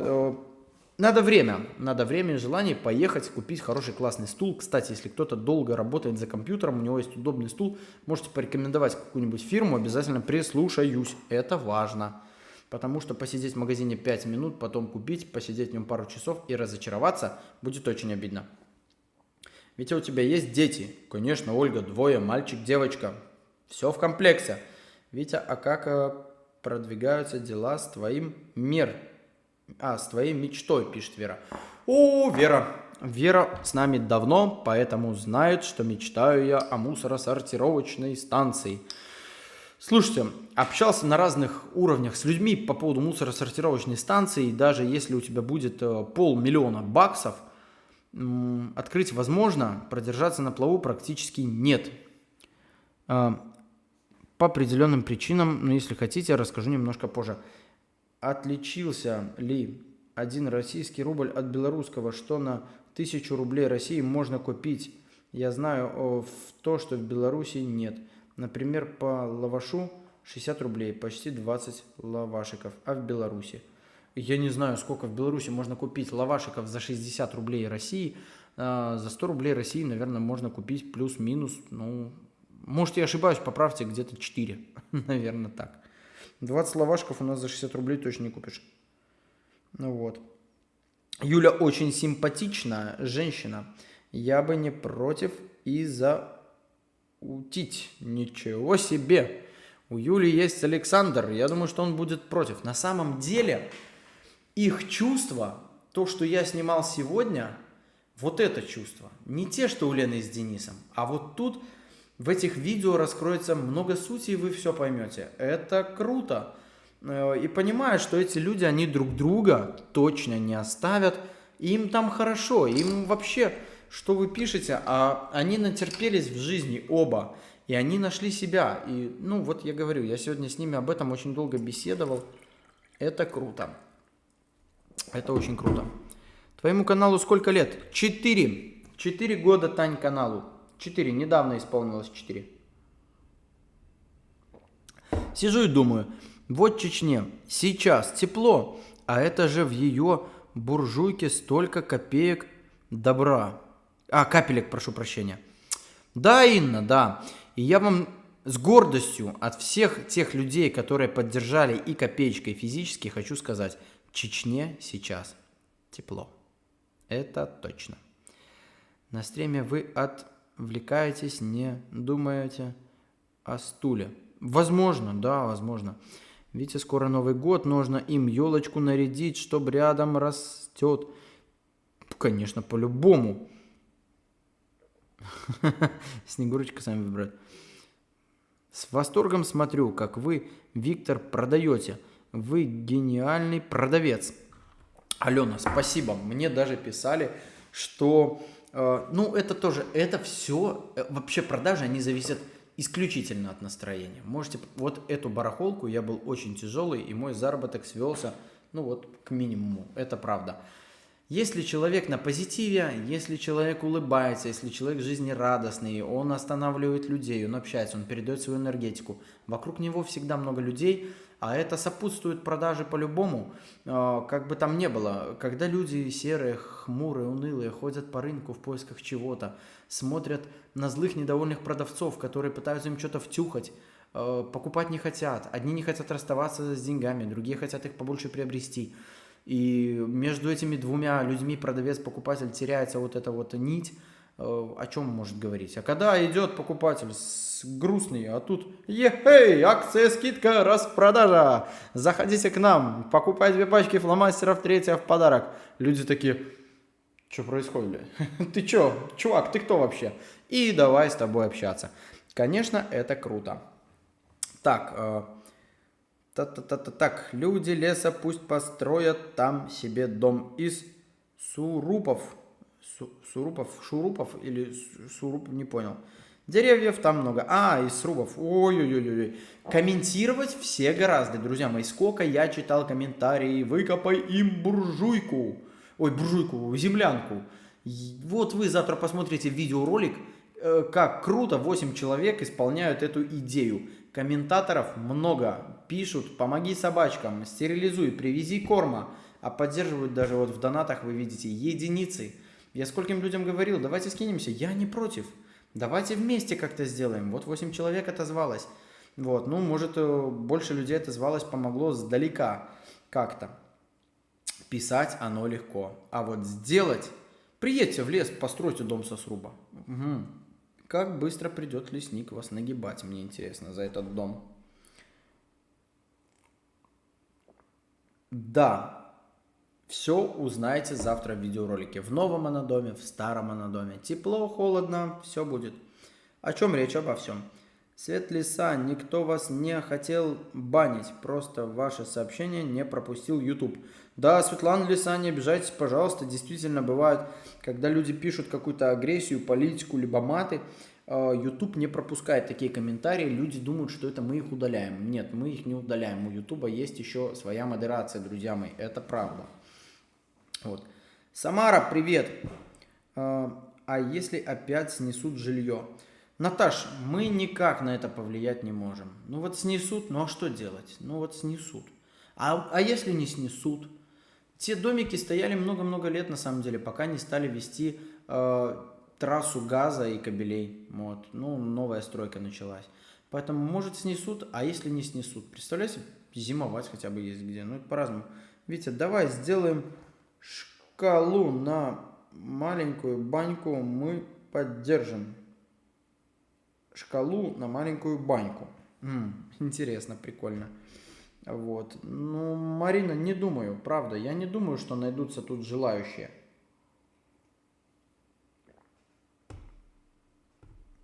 Так на юрту же шкуры надо. Не обязательно Инна и шкуры. В России где был? Я был, в Смоленске, в Москве был, в Сочи был. Не знаю, Краснодар проезжал. Ну, проездом, не то чтобы было, просто ехал. Так, Виктор, привет из Нижнекамска. Привет! Когда видео про Лену и Дениса? Ольга, ну, все впереди будет обязательно, обещаю. Виктор, а какие у вас планы на будущее? Катерина, на будущее мое, на что? На контент, про что? Я сильных планов про себя не загадываю. Достраиваем дом потихоньку, растим детей, ходим на работу, занимаемся ютубом, любимым делом, посещаем рынок. Вот. Живем, жить надо, наслаждаться надо, отдыхать съездить вот надо. Вот. Ну, как-то двигаться, а как? Ну, живем, просто живем. Конечно, каждый хочет улучшать свою жизнь по возможности. Вот. Так и у нас, все как у всех. Хорошо быть добрым за чужой счет. Ой, Светлана, я вас попрошу. Да, ну, это ваше мнение. Пусть будет так. Привет, в Сургуте у нас уже минус 15, а у нас сегодня был только минус 1. Вообще в Беларуси ожидается теплая зима, друзья мои. Не знаю, как там в Сургуте. У нас вроде как ожидается теплая. Ой, тоже жила в Смоленске. Витя, а что теперь может подальше уйти, чтобы не снесли домики? Виктор, ну на самом деле и подальше, и вообще сменили немножко место. Вот, поэтому будем надеяться, что этого уже не повторится. Во время войны женщины себе дома из глины, соломы строили. Слушайте, ну возможно, спорить не буду. Вот, как-то так. Та-та-та, Витя, Светлана, наверное, новенькая. Вер, ну, даже и старенькие бывают, Вера, судят так, завидуют иногда, смотрят, вот что на барахолку приносят. Есть такие люди, которые посмотрели, сколько касса банка добрых дел и рассчитали, сколько доход в субботу, за одну субботу. Есть такой комментарий, где человек все высчитал и потом написал: а ведь люди много чего хорошего несут, что-то здесь не то. Это же не говорит о том, что я продаю это по каким-то ценам. Где-то, конечно, вот сейчас столик добрых дел имеет определенную форму. Пока он не переполнен, я придерживаю цены. Как только придет еще что-то, некуда будет выкладывать, соответственно, товар, цена будет понижаться, чтобы его продавать. То есть наша же цель, люди просто приносят, им это не надо. Наша цель не срубить на этом бабла, пополнить банк и за счет этого сделать добро. Но если мы будем продавать все по рублю, у нас даже до 100 рублей сумма будет копиться максимально тяжело, а на 100 рублей, сами понимаете, сильно ничего не сделаете. Даже если мы будем самостоятельно в этом участвовать. Но хочется, как бы, чтобы все в этом участвовали и, кайфовали от этого, на самом деле. Это очень приятно делать что-то. Вот, полезное. А кто воду в баньку заготавливать будет, пишет Максим. Баньку поддерживаю, кто-то пишет. По влажности ощущалось как минус 5. Возможно. Воду в баньку. Это, конечно, Макс, Я не думаю, что аудитория, люди готовы вообще к какой-то баньке, и думаю, что это будет, ну, как бы не очень так актуально. Давайте вот этот вопрос про баньку и дом пока что временно опустим, и я предлагаю вам дождаться завтра и посмотреть, что же мы там умудрились настроить. Сразу хочу вам сказать, мы простые люди, это не особняк в 3 этажа, чтобы вас потом не огорчать и чтобы вы не писали. Хотя я уверен, хейтеров будет там больше, наверное, чем хороших людей, но, а может и нет. Вы не поняли, Виктор, мой пост был о тех, кто пишет. Сделай то, писика, пристрой. Светлана. Здоровья тебе, Витек, а то, что там сявкают, забей. Миш, спасибо. Ссылочка в комментариях, стол добрых дел. Кто еще не подписан, пожалуйста, подпишитесь. Поддержите белорусских блогеров за добро в их нелегком начинании. Вам все равно, а нам приятно. Все, что требуется, подписаться, смотреть, писать комментарии. В Санкт-Петербурге уже -5, кто-то нам пишет. Ссылочка в комментарии. Пожалуйста, друзья мои, поддерживаем. Лена будет встречаться с мужчиной, который ее заинтересовал. Ольга. Сложно сказать, много на эту тему рассуждаем. Возможно, да, а может нет. Давайте вы ставьте колокольчик, подписочку, смотрите, и я все буду рассказывать, показывать. Попыточку я сделаю, но не обещаю. Вот. Все от них самих зависит. Надо ли этим двум людям встречаться, хотят ли они этого. Узнаем мы лишь только побеседовав с ними и получив ответы на эти вопросы. Спонтанно никто ничего делать не будет, это бесчеловечно и неправильно. Видите, что с кнопкой Ютуба не занималась больше этим вопросом. Занимался Анна этим вопросом, помогал мне даже Женя. Награды авторам Ютуба в Беларусь временно приостановлены. Политика. Политика. Ну ничего страшного, я не расстроен, правда, Ань? Всему свое время. Спасибо, что подписываетесь и смотрите. Это тоже мотивация. И очень хорошая. 22:37 на часах. 625 человек онлайна. Друзья, задавайте вопросы. Постараюсь уделить максимальное время чату. Какого числа новое видео по строительству? Завтра. Завтра новое видео по строительству. Есть график выхода на YouTube, друзья мои. Прошу учитывать. Вторник, четверг, суббота, воскресенье выходят ролики на YouTube-канале Мусорщик по графику. В понедельник у нас всегда стрим в 21:00. Обсуждаем произошедшее за неделю. А так хотелось помочь. Ну да ладно. Не понял, про что это. Наверное, про баньку. Жанна, Алина и Денис так и будут в палатке зимовать. Жанна, не готов пока отвечать на ваш вопрос, хотя и знаю ответ. Вот, это не просто стрим, а исторический рекорд 1К. Поздравляем, Максим, спасибо большое. Актив действительно поднимался до 1000 человек. Это приятно. А ты с лесными хоть раз выпивал? Нет, Сергей, я с лесными ни разу не выпивал. Только кофе выпивал, врать не был, кофе, было дело. Ольга, я с тобой согласен. Согласна, прошу прощения, у меня сердечко закрылось. Я понял. Иногда читаю комментарии неправильно. У меня, вот, видите, сердечко, где оно? Вот так вот стоит, да? И оно как бы закрывает окончание некоторых слов и текста. Вот. А уже потом, когда выше поднимается чат, я уже могу перечитать и ответить. Так, я писала про баньку. Как перевести деньги? У меня не получается на карту. Светлана, попробуйте через приложение, через ссылку, хотя на карту получается у всех. Вы хотите, Светлана, положить первый кирпичик к баньку в лесу? Ну, слушайте, пускай будет так. Если придут, я действительно положу и помечу. И если эта тема будет актуально всплывать, мы ее начнем качать. А вдруг? А чем черт не шутит? Хотя банька, это же не сложно. Это буржуйка, и можно купить, скажем так, 2-метровую теплицу. Банально, да? Вот тебе и банька. Стоимость сегодня, кстати, не так мало. Ольга, спасибо за поддержку. Пишет Анастасия. Выпивал. Что я выпивал с людьми леса? Что ты врешь? Привет из Дзержинска, 40 км от Минска. Если что, готов помочь чем-либо по стройке. Сам строитель. Тём, спасибо большое, спасибо, будем иметь всегда в виду. Телеграм-канал Мусорщик, ссылочка в комментарии, друзья, кто еще не подписан. Первым делом видео появляется там, а потом уже на ютубе. Кстати, наши спонсоры канала за $1 имеют маленький приоритет перед всеми. Они выход видео видят раньше остальных. Не намного, но тем не менее для них ролики открываются чуть-чуть пораньше.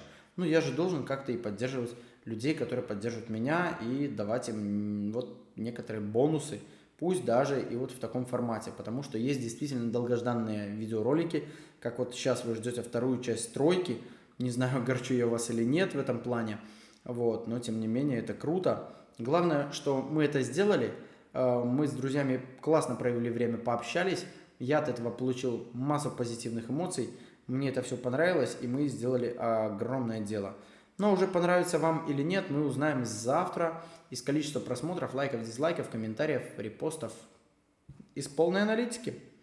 Хороший ты хлопец, а видос зашел с Васей покойным. Миш, да, было такое с Васей. Я ж тоже числился людям леса, со мной-то выпивал, Макс пишет. Ну да, дело было. Максим жил в лесу, а с Максимом я выпивал. Получается, обманул чуть-чуть. Всем привет, дорогие, а я уже спать. Пока-пока, Людмила. А мои клиенты не читают. Клиенты комментарии. Егорчик, ну извините, пожалуйста, проскочил. Егор, привет. Спойлеров куча. Да, спойлеров очень и правда много. Что делать? Таня, у Виктора есть сестра и брат. Обсуждать бы после видео про стройку. А так. Ничего страшного. Интересно. Плейлист барахолка. Скинул Евгений ссылочку. Пожалуйста, переходите. И подписываемся на канал, смотрим видеоролики. Давайте, друзья мои, еще 18 минут. С удовольствием почитаю чат, с удовольствием поотвечаю на вопросы, но не на все.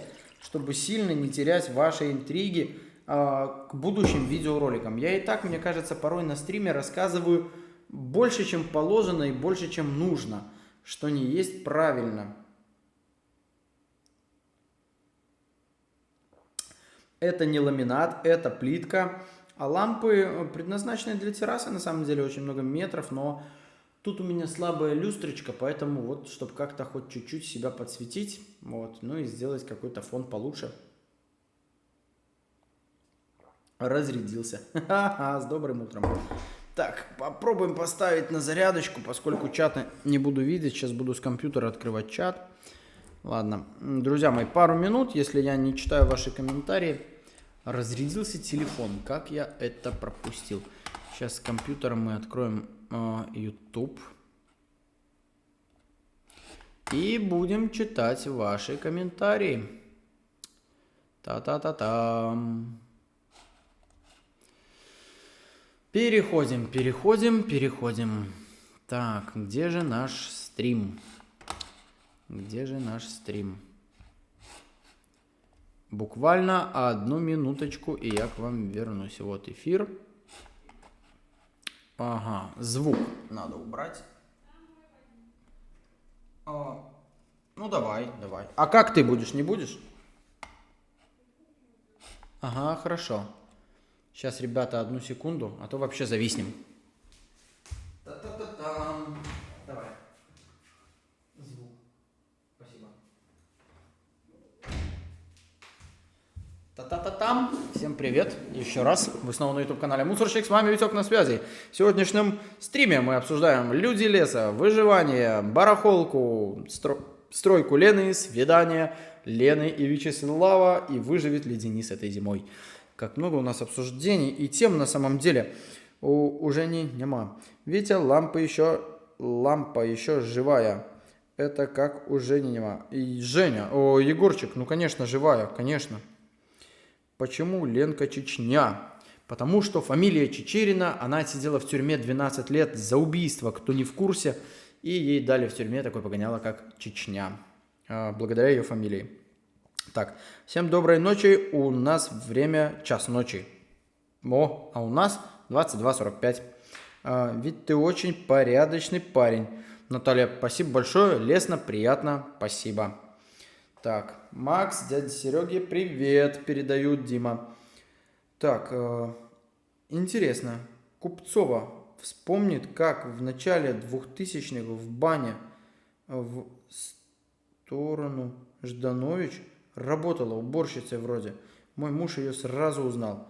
Да, и Купцова помнит, и даже один раз в видеоролике об этом говорила. Для тех, кто не знает, кто такая Купцова, это та самая Лена, которая живет с Денисом. Прекрасно это помнит и упоминала это в одном из видеороликов. Правда? Вот у Витек на связи. Топ, спасибо, спасибо. Так, у Лены фамилия Чечерина, поэтому Чечня. Абсолютно верно. Всего хорошего и удачи тебе. Нет времени дальше смотреть. Будет время, приеду на барахолку и пополню стол добрых дел. Удачи во всех делах. Артем, спасибо большое. Встретимся на барахолке. Только ты скажи, что ты Артем со стрима. А то знаешь ли, люди приходят, смотрят глазами такими, они-то меня знают, как будто бы я их должен знать. А я же, друзья, вас правда не знаю. Вы как бы давайте знакомиться, дружить и общаться. Вот. Молодец, респект и уважуха. Так держать. Виктор, Серега, спасибо большое. Приятный, классный комментарий. Есть впечатление, что у Дениса очень серьезные проблемы со здоровьем. Может отвести их на диспансеризацию. У Дениса проблемы очень серьезные только со спиртными напитками. Потребляет он их каждый день и очень много. Естественно, это рано или поздно закончится очень плохо. Это печально. Купцова тоже мужа узнала бы, но без одежды. Ай, Макс, ну у тебя и шуточки, скажу я. А ведь кто-то может задуматься и даже обидеться. И, кстати, даже не на тебя. Привет, смотрю, что ролики про Лену. Шас ролики про Лену. Спасибо, приятно. Есть такой блогер, Серега, так. Помню, как тоже так Витьку первый раз на барахолку пришел. Да, Егор, а теперь сам торгуешь. Да-да-да, кстати, было дело. Приходил Егорчик нам на барахолочку со своим пауэрбанком проверять телефончики, что-то покупать. Позитив, пацан, спасибо. Респект тебе, уважуха. Спасибо, друзья мои, теплые комментарии. На самом деле приятно читать. Вас 600 человек смотрит. Пишите классные вещи, задавайте вопросы, буду отвечать. Максим очень приятно. Парень, у него доброе лицо. Вам всем, ребята, здоровья и успехов. Спасибо, спасибо, спасибо. Из Москвы. Наталья, спасибо, приятно. Виктор, добрый вечер. Не так давно начала тебя смотреть и вспомнила свое детство. Что нам жить было не на... Что и мы с папой ездили на общую свалку. И он там искал металл, цветмет, а я маленькая мне был. Бывает и такое. Главное, выжили, смогли, справились со всем. Надеюсь, сейчас у вас обстановка гораздо лучше. Добрый вечер. Интересует радиоприемник. Тот, который на квартире недавно на видео был обнаружен. Не продался. Да, привет из Могилева. Геннадий. Радиоприемник не продался. Геннадий, я вас попрошу, наверное, написать, раз вы интересуетесь, нам в телеграм-канал. Сейчас пролетит ссылочка в комментарии. Перейдите, подпишитесь, напишите. Я Геннадий, хочу купить радиоприемник. После стрима я вам сразу отпишу в личные сообщения обязательно. А Денис паспорт менял, ведь ему уже 45. Вот и нет, кстати, таки. Денис паспорт не поменял, и ему не совсем еще 45. А как зайти на твою барахолку? Слушайте, это рынок Ждановичи в Минске. Все просто. Какой приятный голос, Витя, у тебя. Мама, спасибо, приятно. Ща где Лена, Денис? Ой-ой-ой, друзья, не могу ответить на ваши такие вот вопросы. Интрига. Александр в Яндексе пишет Ждановичи на поле чудес. Во всех навигаторах есть абсолютно. Вбивайте барахолка Минск. Приведет 100%. Гарантирую. Телеграм-канал Мусорщик. Ссылочка закрепилась, не закрепилась, пролетела в комментарии. Поэтому, пожалуйста, Геннадий, подписывайтесь, пишите в Телеграм. Вот. Гена, неси гроши мне Да и все. Кстати, Максим у нас из Могилева. И благодаря ему мы можем передать Гене приемник и продать его. Вот так вот. Как-то так. Ок, можно через Макса созвонимся. Геннадий, конечно, можно через Макса созвониться. Если у вас есть наши контакты, номера телефонов. Геннадий, есть? Нету? Пишите. Нету, я продиктую. Номер запишите. Когда будет видосик про новый дом? Серега, ну что ж вы так? Почему большинство подписчиков не следит за графиком, не подписано вообще на меня и не ставит колокольчики? Где же вы, 75% зрителей, которые смотрят меня без подписки? Новый ролик про стройку уже завтра в 16 часов по минскому времени на YouTube-канале Мусорщик. О, поехали. А почему все-таки Алена выгнала Чечню? Юля с Сашей лучше намного. А я с вами полностью согласен. Юля с Сашей всегда Чечню Лену поддерживали. Уже на протяжении, наверное, нескольких лет и лучше гораздо к ней относятся. А почему Алена выгнала? А я даже и не знаю, и никто об этом почему-то не хочет рассказывать. Видать, кого-то не поделили. Во вторник все станет известно. Подписан же. Серег, ну, значит, смотри, у нас есть график выхода видео. Вторник, четверг, суббота, воскресенье. Понедельник стрим. Соответственно, завтра выходит вторая часть стройки дома в лесу. Надеюсь, понравится. Кто участвовал, знает. Пишет Егор. Да. Актив падает, время стрима подходит к концу, еще 9 минут общаемся и потихоньку закругляемся. Кто поддержал донатиком аж на целую 1100 рублей России, огромное спасибо. Все перечитаем, все сделаем так, как вы просите. Здравствуй, Виктор, я из Конакова, Тверская область. Очень нравятся ваши видео про Лену из леса. Ольга, спасибо, стараемся.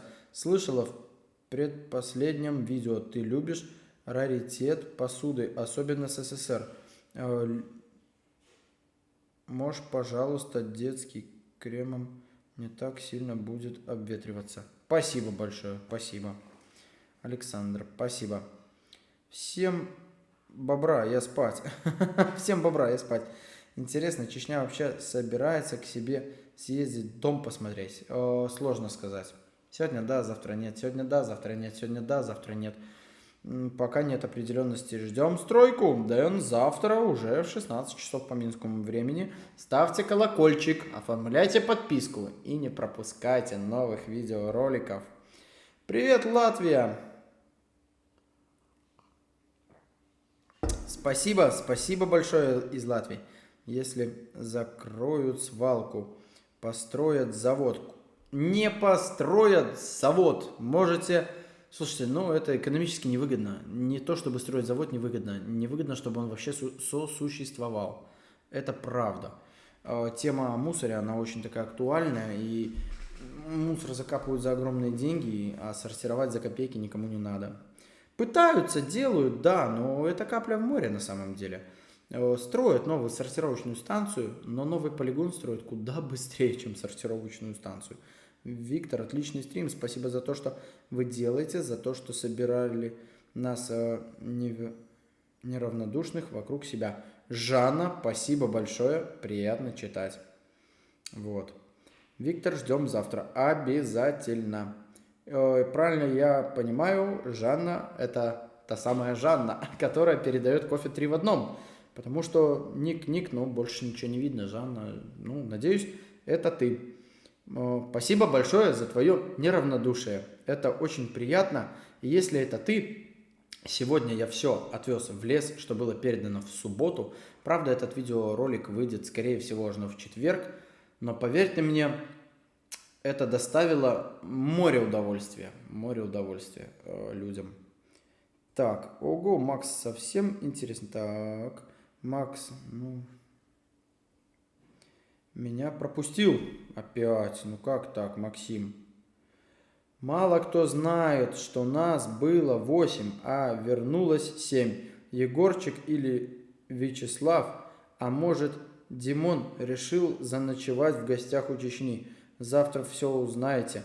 Не пропустите, пишет Максим. Друзья мои. Максим, это жесткий спойлер на видео. Прям вот Жестко ты тут все рассказал. Да, друзья мои, правда, не пропустите. Витя, поставь Надьке печку тоже. Интересно. Макс, я перечитал.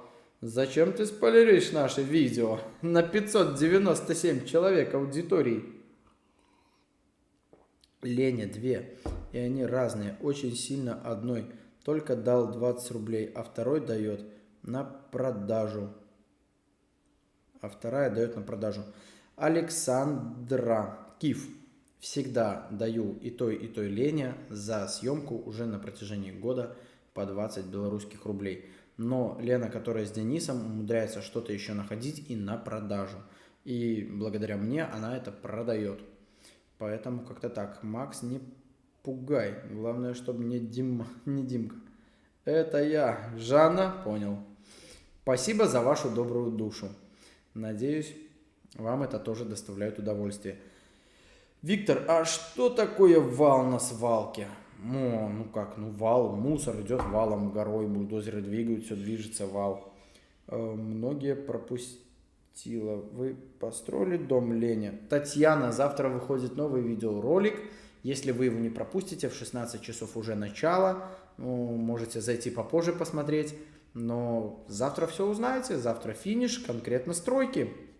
Тём Хитров. Были ли какие-нибудь карьезные случаи с людьми леса или смешные? Расскажи одну, пожалуйста.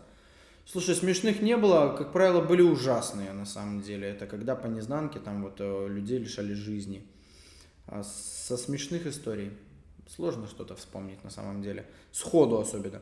В субботу поедешь, Егорчик, суббота рабочая, ты знаешь что, я поеду, потому что даже если ничего и не продавать, люди же знают, что я в субботу на барахолке, что работает столик добрых дел, приходят наши подписчики, и есть график моих поездок на барахолку. Это по субботам, друзья мои, всегда в субботу на барахолке Минск-Ждановичи, Витек мусорщик, и иногда приезжают его друзья. Мне в 17 выпускать. Макс, давай, мой в 16, твой в 17, без проблем. Привет, первый раз тут, но донат по ссылке не могу отправить. Ссылка не работает. Ссылка работает. Сегодня аж 1100 российских рублей зашло в донат. Елизанна. Ссылка в описании. Ссылка в описании. Зайдите в описание стрима, пожалуйста. И вот ссылка работает. И заодно мы даже прочитаем с удовольствием ваше сообщение. Я пропустила. Саша выжил, которого побили. Наталья, к сожалению, нет, не выжил. Ссылка работает, но есть еще карта закреплена. Спасибо, Максим, спасибо. Да, абсолютно верно. Все. То есть меня часто спрашивают, как поддержать, куда отправить. Но я стараюсь сейчас сделать все максимально, чтобы вам было комфортно поддерживать и отправлять, если есть такое пожелание. Под каждым видеороликом, который выходит, есть ссылка на донаты, ссылка закрепленная в описании, карты, в принципе, все присутствует. Спасибо всем неравнодушным. Мелкий страница не найдена, пишет. Правда, нам сегодня все переводили, все. Вот Женя вам ссылочку скинул, прям в комментарии, пользуйтесь. Витя только что приходил в закрепленные комментарии, пишет, страница не найдена. Странно.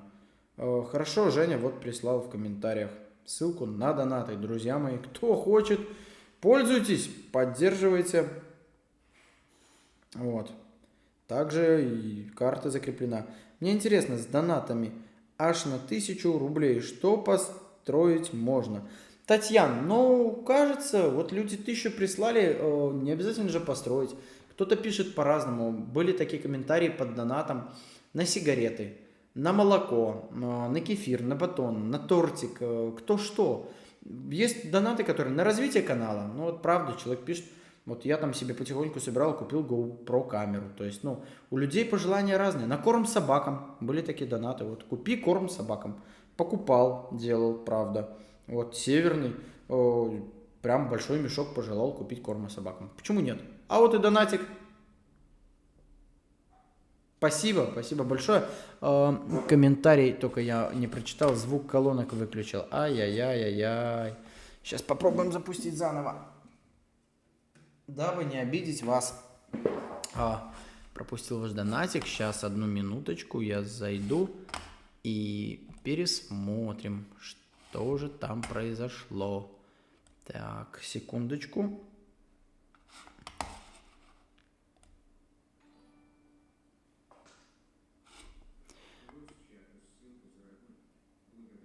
Вот с чата ссылка заработала. Благодарю. Спасибо большое. Приятно, приятно. Ну, какая-то, наверное, техническая заминочка. Вот, почему там не работает ссылка, я не знаю. Белкарта не работает, sorry. У нас не белкарта. Номер карты тоже закреплен, да. Вот с чата ссылка заработала. Так, Витек никогда не спрашивал, почему люди выбрали такую жизнь в лесу. Спрашивал, и ответ меня отнюдь удивил. Вот если взять Сашу, он пошел за любимой. Ну, там вообще все интересно. Друзья мои, ну что ж, 23:00. Спасибо за вашу поддержку.